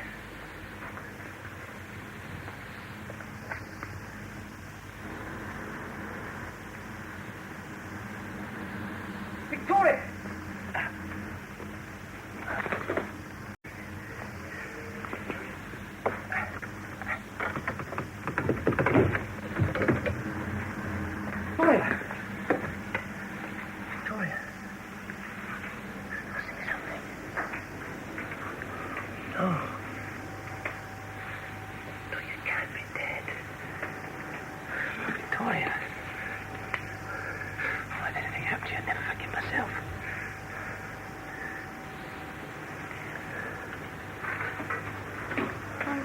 Jamie, I didn't know you cared. Oh. Victoria Waterfield, you tricked me. That's not fair. Not. I was unconscious. Now, what happened? Those two engineers, they must have... What engineers? You know, and the little one. You mean the two that were with the swing? Yes, that's right. Oh, I don't remember. I must have passed out. I'll get my hands on them. You know, the doctor and me, we were nearly... Oh, well, never mind about that. Oh, Jamie, why are we always getting into trouble like this? The same everywhere we go. How do you mean? I don't know. I'm just fed up. I'm tired of one crisis on top of another. I just want some peace and quiet. But Victoria, you're not happy with the doctor and myself. Oh, yes. Yes, I am, but I just... What's the matter? What's the matter? Listen, Jamie. What is it? Can't you hear it? That noise again. Yes, but where's it coming from? Victoria, look. The control rig gone. We can draw only one conclusion. The weed is trying to take over all the rigs and form one vast colony. With what objective? The saturation of the British Islands and perhaps in time the entire planet. That is impossible. Oh, yes. Unless we can find the nerve center and destroy it. But how can we possibly do that? It could be anywhere out there in the North Sea. Yes, that is the difficulty. Doctor! What is it? Look at the pipeline, quick! Quick! What's happened? It's here! Come on! In heaven's name, is that? The advance guard. I don't understand. What's happening? The first part of the invasion. Doctor, don't go near! Visible in a transparent section of tube, the thrashing mix of foam, weed, and groping tendrils surged and throbbed. What was more, we all knew it was only a matter of time before it broke out and dominated our minds.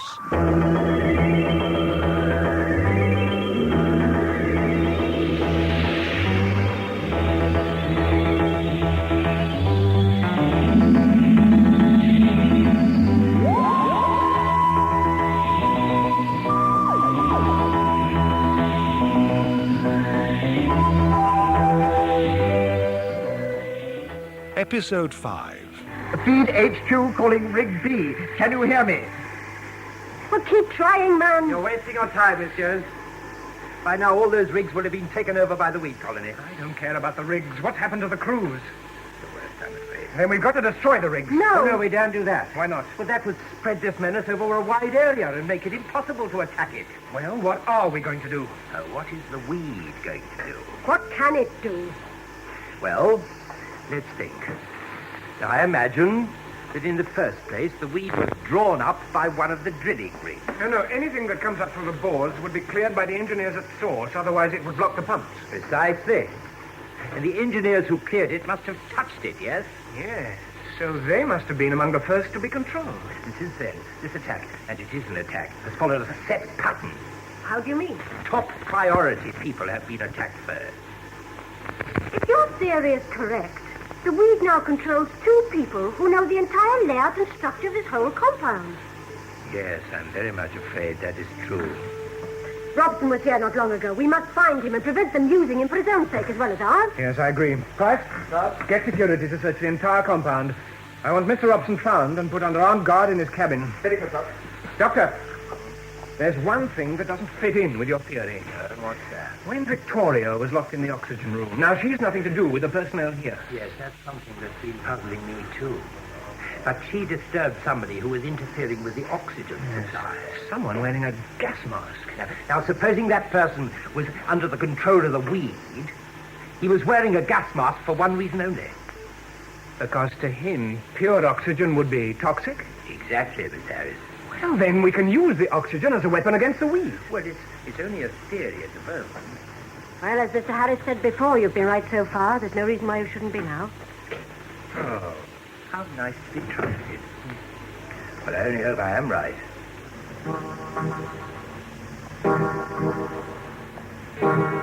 Outside the oxygen store door, Mr. Oak and Mr. Quill adjusted their gas masks before entering.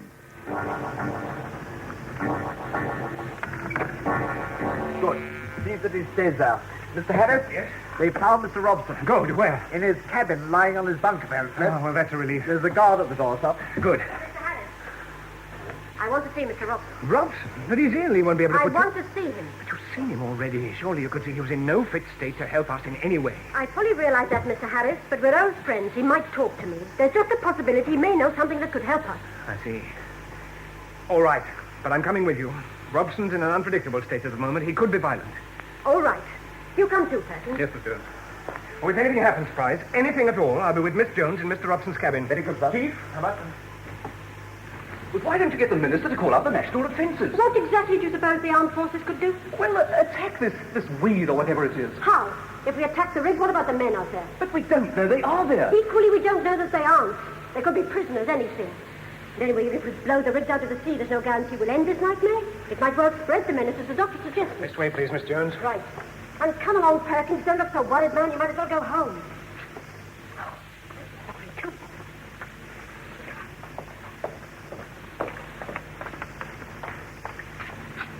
If you please, Harris. Miss Jones, I'd rather you let me or Perkins come in with you. No.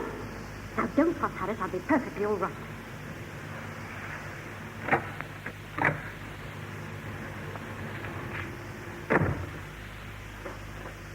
Robson. Robson. John. John. It's all right, John. It's me, Megan. Megan Jones. Megan. I want to try to help you.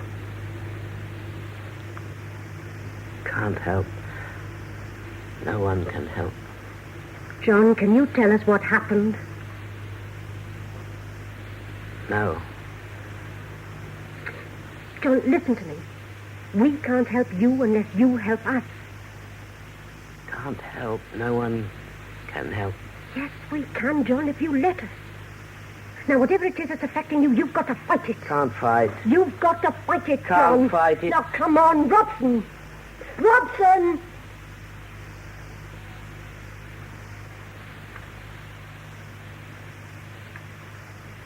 Now, listen to me. I'm director of the board. I put you in charge of this area, and I can just as easily send you back to the rigs. Do you understand me, Robson? Now, pull yourself together, man. Megan. Pull yourself together. Megan, Megan, help me. Help me, Megan. John, help. It's all right, John. Miss Jones. John, can you hear me? Can you hear me?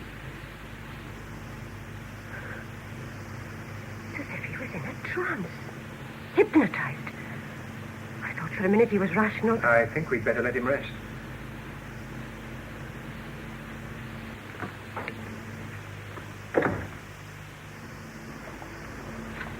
Harris, is there nothing we can do to help you? No, the doctor couldn't help my wife, so I'm sure there's nothing... No, of course not. As far as I can see, the only thing we can do is to destroy this weed. Come.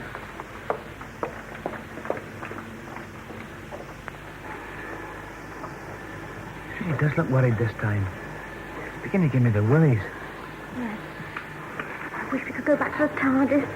Leave all this trouble behind. Couldn't do that. You know, the doctor never leaves these people. Well, I know. Victoria, you're not going to start again, are you? Look, the doctor's got enough trouble as it is. Let him just sit and work it out. Anyway, he says there's an obvious answer to this seaweed stuff. Answer? What do you mean? Oh, way of fighting it. That obviously would have thought of it by now. Right.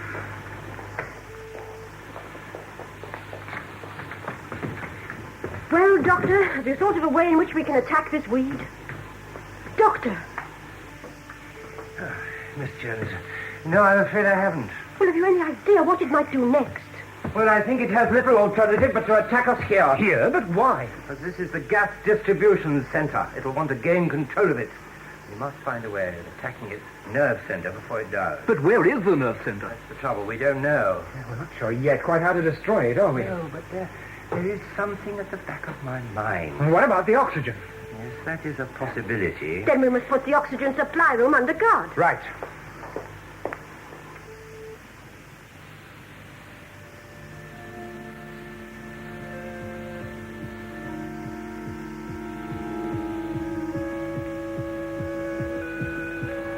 As Robson lay on his bed, his mind filled with a strange, not unpleasing sensation.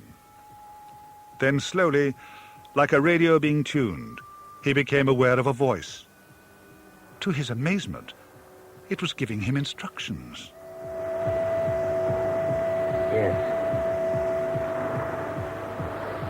Yes. Robson climbed from the bed, crossed the door, and opened it. It was the expression on Robson's face that first surprised the guards. But it was the massive oral discharge of toxic gas which overwhelmed them.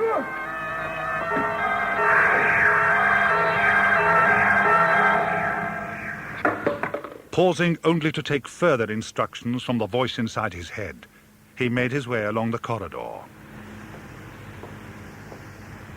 Whole of the oxygen store? Yes, sir. There are no reserves left at all. They seem to be one step ahead of us all the time. Yes, I was right. Someone amongst us here is under the control of the weed. You mean apart from Robson and Van Lutyens? Yes, I'm afraid so. I want to find out who they are. I don't know. That's the difficulty. Well, we must have a personnel check. Now, there's a fingerprint file in security. Yes. Doctor, I shall need your help. Although paranoia was now beginning to run high, there was nothing abnormal about Victoria's observation. Slipping out of the room were Mr. Oak and Mr. Quill. Pointing them out to Jamie, they followed the duo into the corridor. Hey, you two, just a moment. Stop! Go back! Get away from me! Back here! Jamie leapt onto Quill's back and pulled him to the floor. While Mr. Oak scurried away, Jamie and Quill wrestled, but the burst of toxic gas that suddenly exploded in Jamie's face brought a more vicious, dangerous aspect to their tussle. As Victoria screamed, Jamie lashed out and caught his opponent the slightest of glancing blows. Much to my surprise, Quill collapsed, unconscious. Didn't know what happened, did he? Yes, Jamie, I'm sorry, right. There's a wee bit of power left in the old McCrimmon punch yet. I'm sorry to disillusion you, Jamie, but I don't think it was the punch that did it. Mr. Harris, what is it? I think you better come, sir, quickly. As the others went back to the communications room, Jamie and I looked out at Mr. Quill. The mass of fern-like fronds hanging from his sleeve started to retract. I sensed something very important was happening.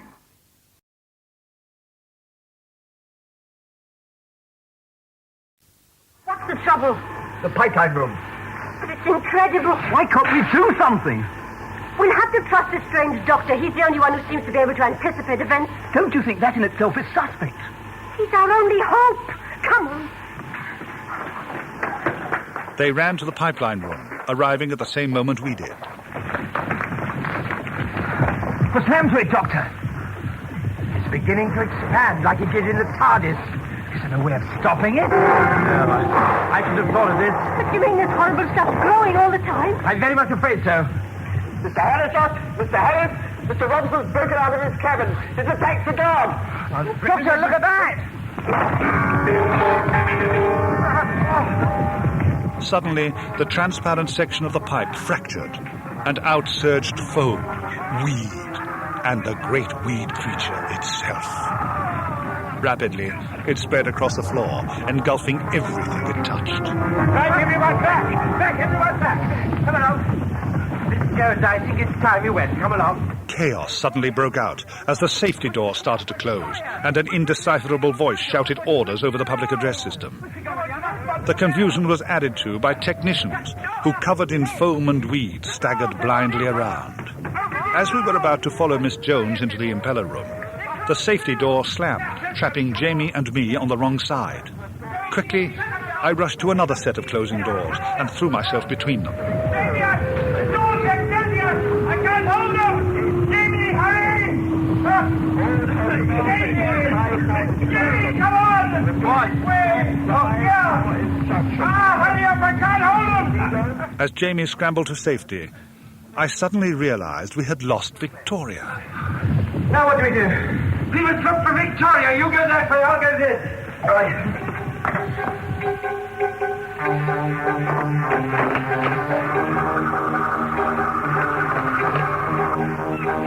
I was right to be concerned. In a nearby corridor, Robson, dragging Victoria, crashed through an exit door and threw her into the back of a parked vehicle.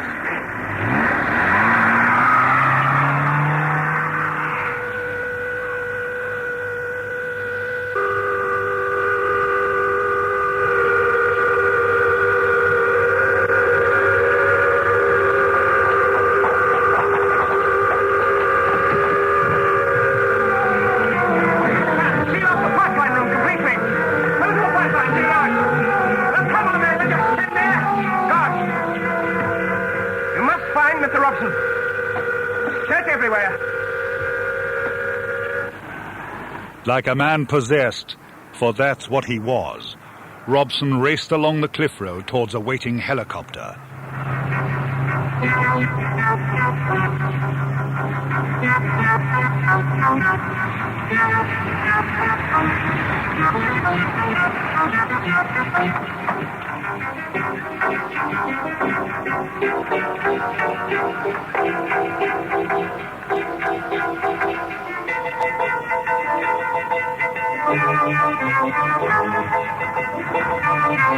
Almost skidding, he drove off the road, slithered to a halt and jumped out. Pulling the semi-conscious Victoria behind him, they crossed to the helicopter and climbed on board.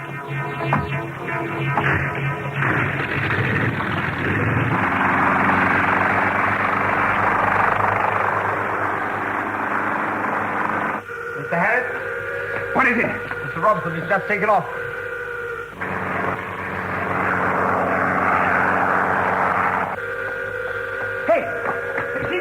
No, I haven't.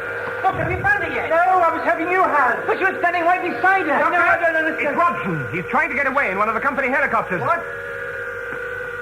I'm afraid he's got your young girl with him. Oh, no. Oh, no. Can I speak to him from here? Right, switch to RT. This one? Yes. Robson. Robson? Robson, listen to me. Can you hear me? Robson, come back, man. Come back. Robson, don't you realize what they're trying to do to you? They're trying to control you. Now listen to me. Robson. Listen. Listen! I have the girl. She's my prisoner. She's my hostage. You understand? If you want her to live, come over to us. Come over to us. Robson. Robson! Christopher. What did he mean? Come over to us. Well, that's exactly what he said. You mean they want you? Yes, they must think I'm a serious menace. But you won't go, surely. But of course. But we need you here. You're our only hope. Doctor, we can't let him take Victoria now. We've got to do something to stop him. You can't go with that man. You can see he's not responsible. Oh, Jamie's right. We've got to go after him. Yes, you can use a company helicopter. Harris! If we let this man go now, what hope have we got? Miss Jones, I have a feeling that Mr. Robson is going to lead us to the nerve centre of the colony. Right, tell the helicopter crew to stand by. Doctor, come with me. I'll get you some transport. While we made our way to the helipad, Harris tracked Robson's helicopter. Good. Thank you, Price. Tell them not to lose touch. Oh, and Price, the doctor and the boy, are they airborne yet? No, sir, they're just approaching the airfield. Within minutes, we were in the air. I looked down and saw the deceptive beauty of the breakers as we skimmed low over the sea.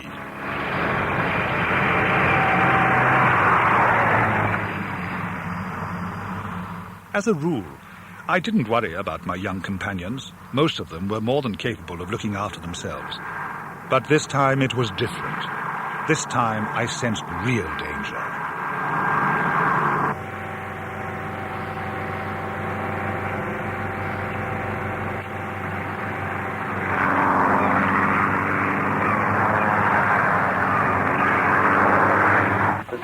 Mr. Harris, the doctor's airborne. Good.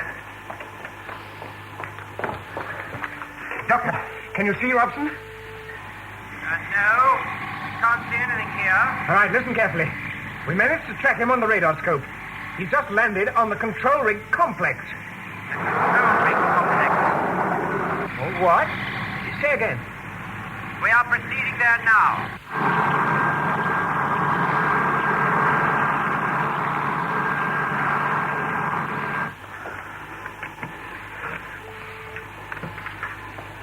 What chance have they got? Your guess is as good as mine. What do we do now? We sit and wait. But we can't... The doctor hasn't done something within an hour. I'm evacuating the compound. No, and that's final, Miss Jones.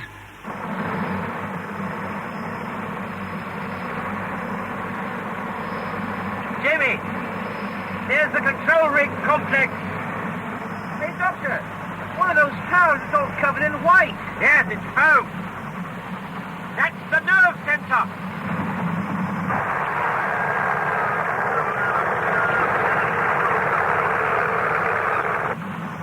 Robson's helicopter. Yes, we can't land there. Oh, yes, we can, Jamie. And like an irresponsible fool, I kicked a rope ladder out of the helicopter and started to climb down.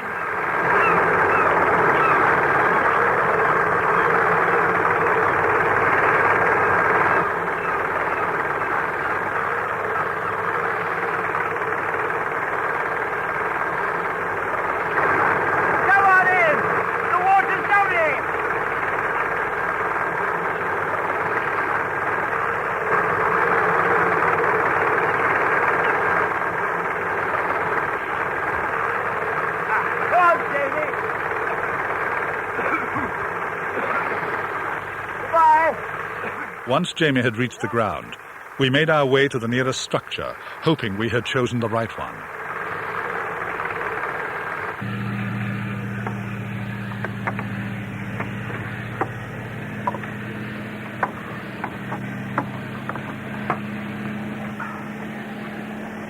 So far, so good, Jamie. But the driver, will he wait for us? Oh, yes, he said he'd hang around. Where do we go from here? Oh, I think we'll go along down there. Walk into the lion's den. Jamie, we're already in the lion's den. What we've got to concentrate on is keeping our heads out of his mouth. Come on.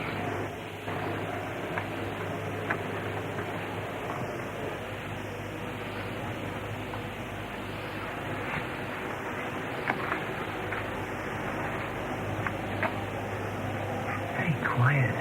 Do you think Victoria really is down here? Nowhere else she can be. I suppose you're right. Jamie! Oh, now there's no element of surprise. Sierra's right. Oh, Jamie! What's the matter? If you were hunting, what would you do? Well, I'd say... Oh, I see. You think it might be a trap? It might be. Let's be cautious just in case, eh?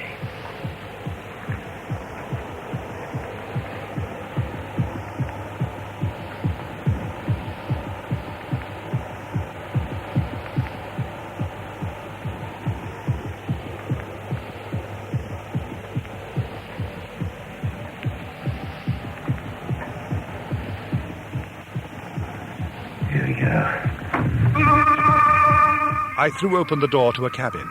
At the far end of the room was the seething mass of foam. In its midst stood Robson. the weed creature's tentacles snaking around him. Come in, Doctor. We've been waiting for you.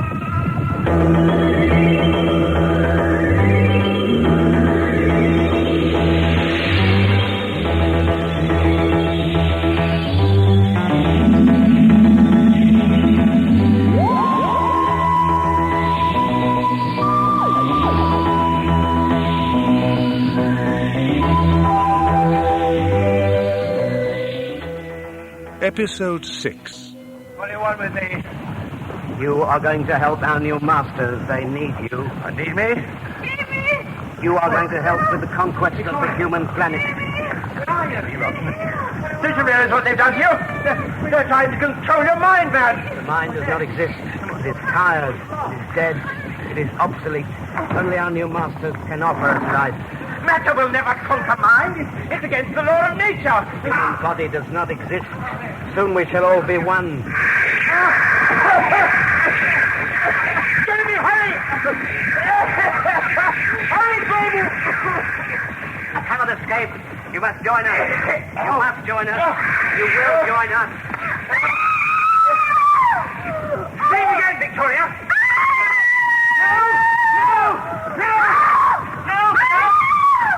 And, as earlier with Mr. Oak, Robson began to withdraw from Victoria's scream. Go on. It's time we got out, yeah? You still locking me? Oh, no. I think it's all right now. The helicopter's waiting. Come along. Mind the stairs, they're slippery.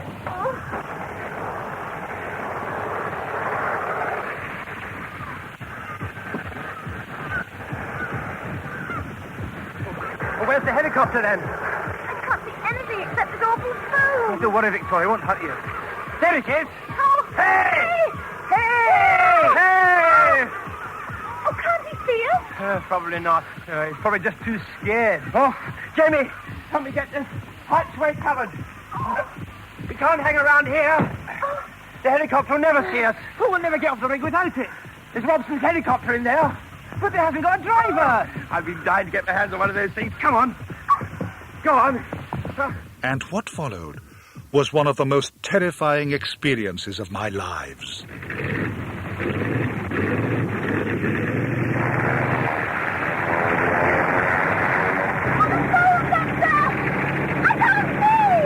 Don't worry, Victoria. We'll soon be out of it.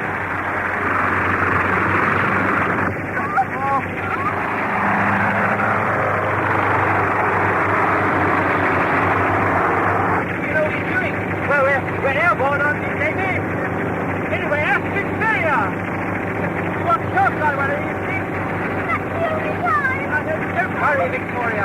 Very primitive machine, you know. It took easy to control.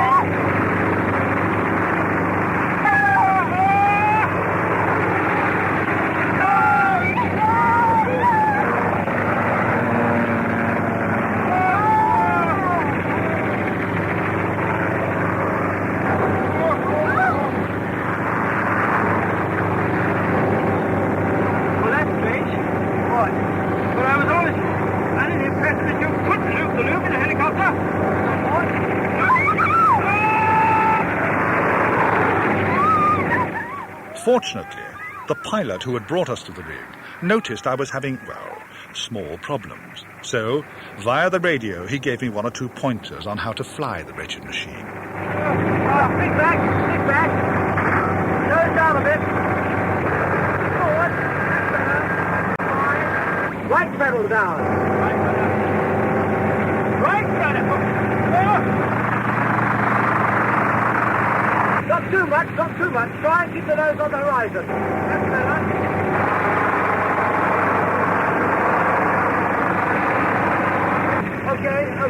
Too much. Stick back. Stick back. Stick back. You want to come up now? Come on. You're getting too near the water. Much too near the water. Stick back. Oh, back. Let's go. Pull up. Stick back. Stick back. Quickly. Pull up. You're better in the water. Now try and keep everything centralized. Okay, now pull up. Stick back. Stick back. Quickly. Stick back. Stick back. Listen, now try and keep the control central. Yes, thank you so much. Oh, just one thing. I've got it up all right. And it should be comparatively simple to propel it forward. However, how do I land it?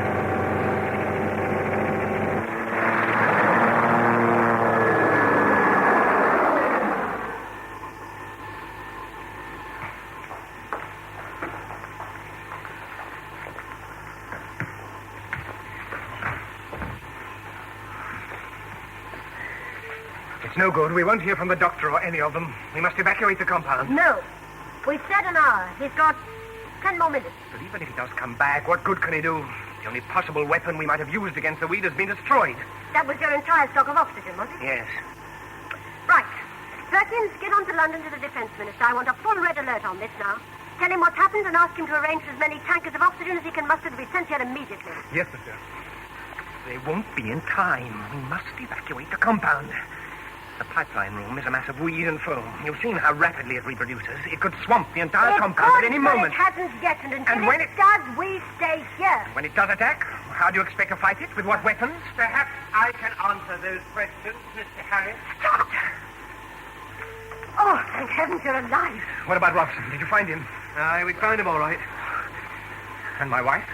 Well, we didn't see her, no. No. There's not much hope, is there? What can we do? How can we fight this hideous thing? You say there's not much hope. I believe there is. But even if we succeed in fighting off the weeds, what about those people already affected by it? Well, on our way back here, we stopped off at the Medicare Center. The man that Jamie fought with in the corridor has almost completely recovered. What? Yes, the weed growth on his arm has disappeared and died. He's bemused. He's dazed, but he's alive. How? Why? What killed the weed? Noise! Sound vibrations. How did you find out? Victoria discovered it. Did? For years, you screamed. I screamed. It's her scream, her particular pattern of sound that does the trick. So that's why the crews on the rig spoke softly. The noise affected them. Very possibly. Now, before you evacuate this compound, just give me 1/2 hour, Mr. The Harris. risk is too great. The entire compound is alive with seaweed. Half an hour won't make that much difference. Doctor, what do you think we can do? We make a noise, Miss Jones.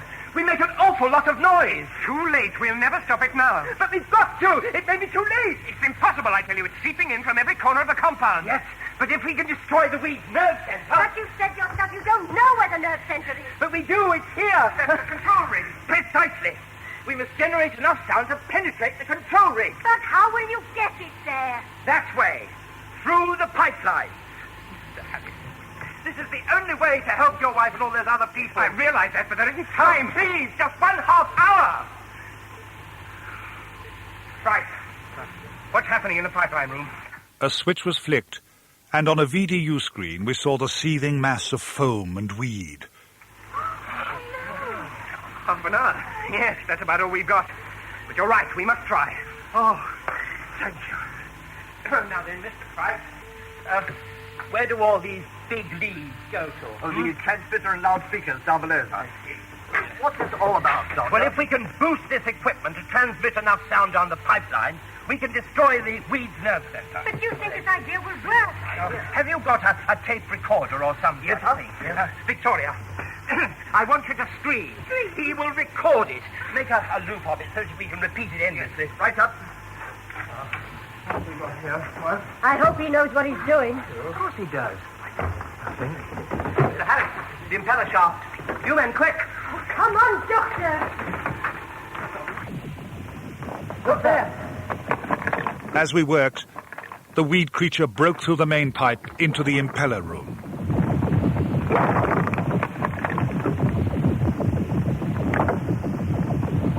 Take these magnetized speakers and attach them to the pipeline over there. Jamie, give me a hand. Right, ready, miss? Now, scream into this. Now. What now? Yes, there's not a moment to lose.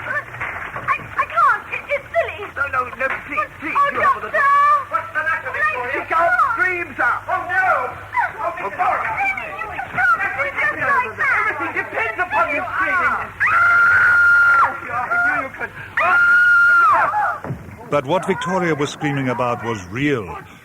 For what she had seen was the growing split in the panel of the impeller room door. Suddenly the split widened, and foam and weed poured in, spreading across the floor like a carpet of death, engulfing all before it. Keep away! That won't go! Quick! This way!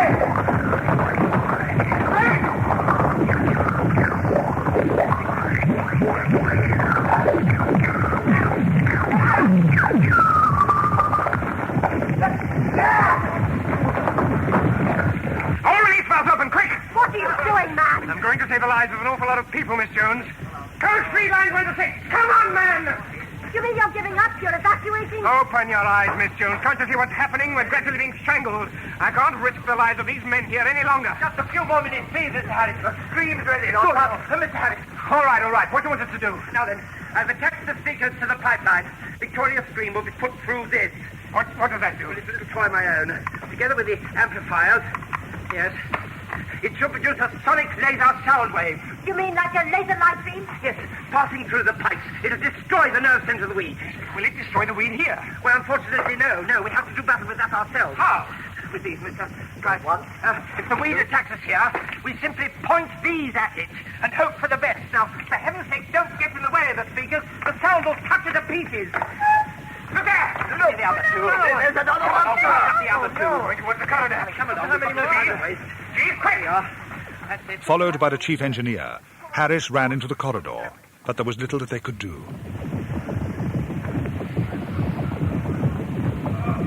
Back, Chief. Back. The huge weed creature slid along the floor, surrounded by a phalanx of smaller weeds discharging toxic gas. Right back here. Close all doors! There we are. Close all doors, one hole! Quickly, they returned to the control area, only to find the impeller room door had been completely destroyed, allowing an even greater volume of foam to pour in.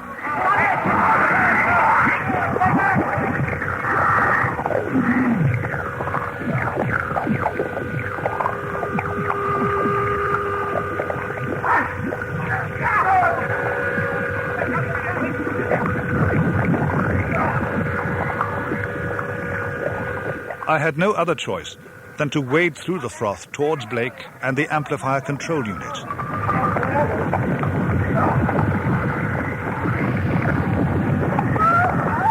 Push it on, man! Push it on! Oh! Hold that, Jamie! But his mind had been frozen by fear. The connector switch!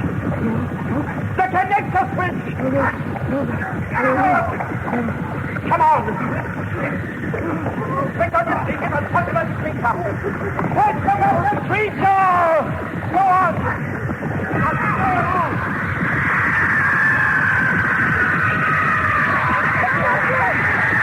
Give it a minute! It's not working, I tell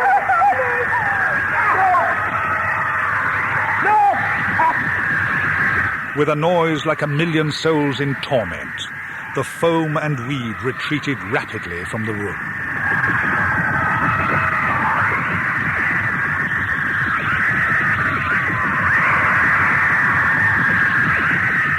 Behind you! Look behind you, the corridor! Even the great weed creature itself could not resist the onslaught from the speakers. All it could do was ineffectively wave its tentacles as, humiliated, it slithered away.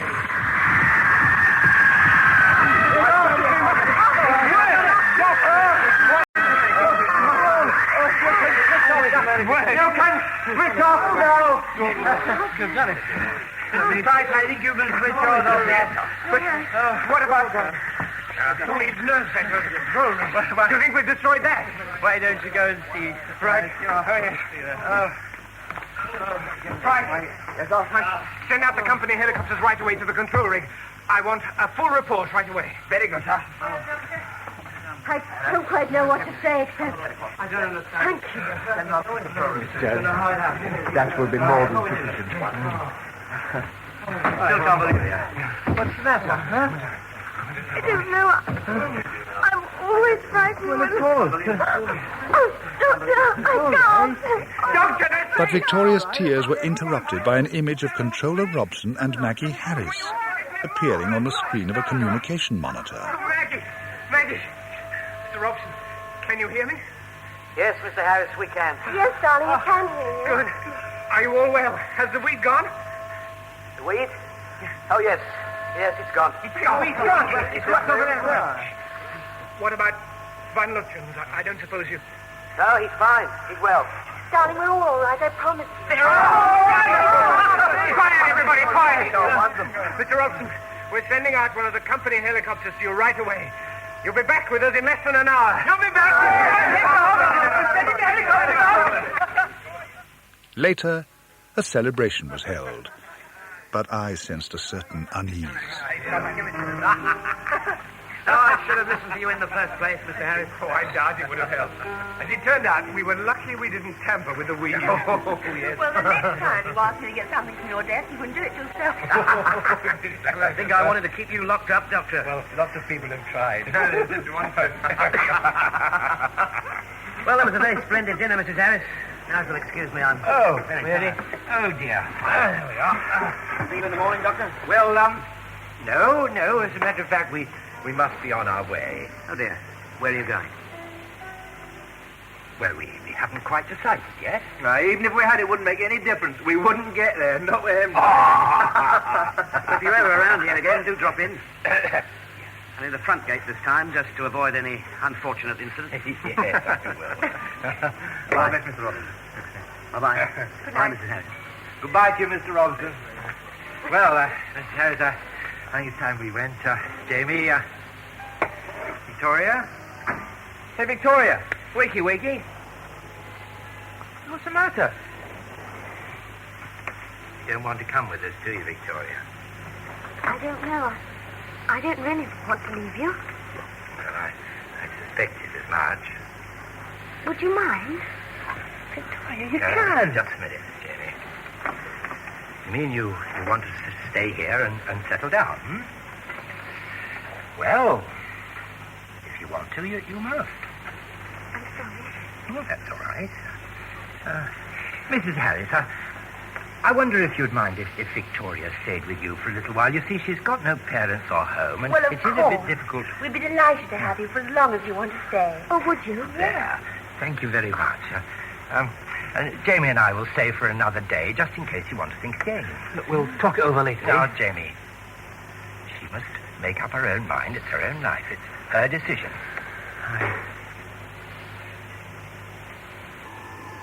Take a Rigby. Normal functional, all channels. Control checks positive. Closing down now. All communications remain on standby. All right, Price. Oh, yes, thanks, sir. Back to normal. Relief? Crew's on their way, sir. That you could do with a bit of shut-eye, huh? Well, I don't know. I think I'm a bit past it. Go out like a light, eh? Probably. Chief still here? Yes, in the impeller room, sir. Good night, Price. Good night, sir.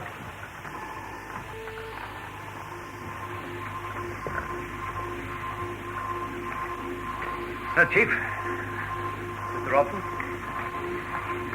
Sound of the bell, eh? Almost, sir. Almost. Still half a point off capacity. Is it? The main control valve was slightly damaged. They're working at it now. Be up to our normal output in the morning. Still one or two minor repairs to be done. Not tonight, Chief. Oh, why not? Get some sleep, then argue. Leave it to the relief. All right. Where do you lot think you're going? Another 3 minutes before your relief arrives. Nice to know you're back to normal, sir. If I didn't know you better, Chief, I would swear you were giving me lip. Oh, I wouldn't dream of doing that, sir. Wouldn't you? Right, Chief.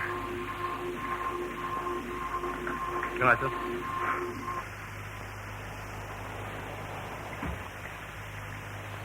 You're not tired? No. No, I'm fine.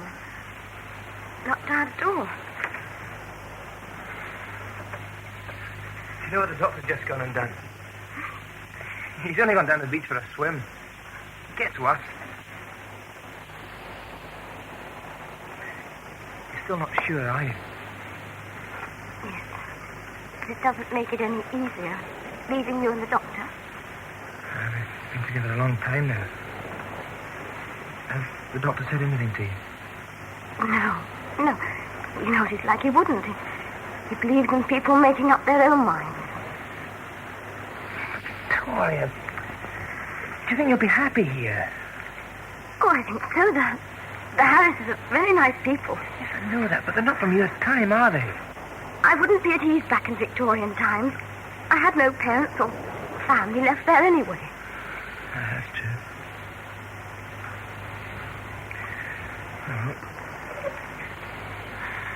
Jamie. Yes? You wouldn't go without saying goodbye, would you? Of course not. That won't be till the morning anyway. Good night, Victoria. Good night, Jamie.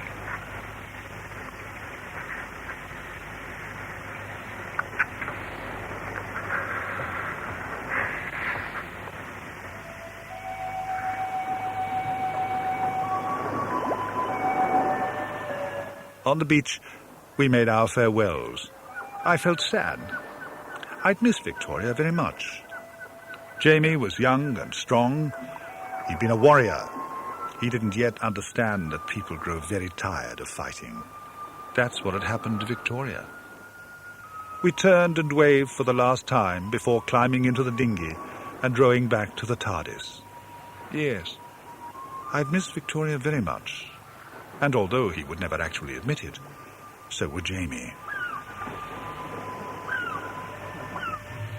We can't just leave her. We are not leaving her, Jamie. It was her decision to stay.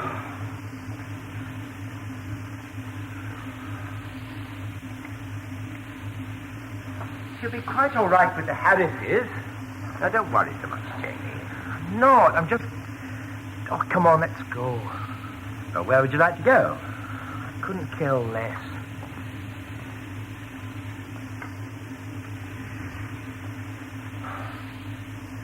I was fond of her too, you know, Jamie.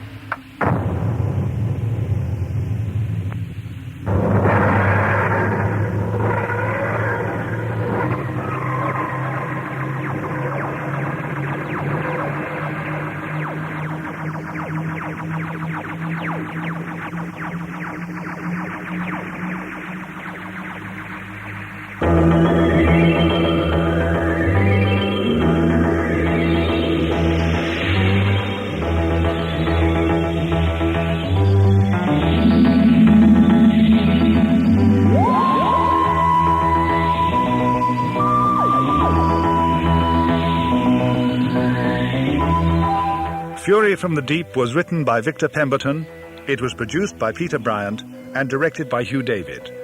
The presenter was Tom Baker, and linking narrative and cassette production by Eric Saywood.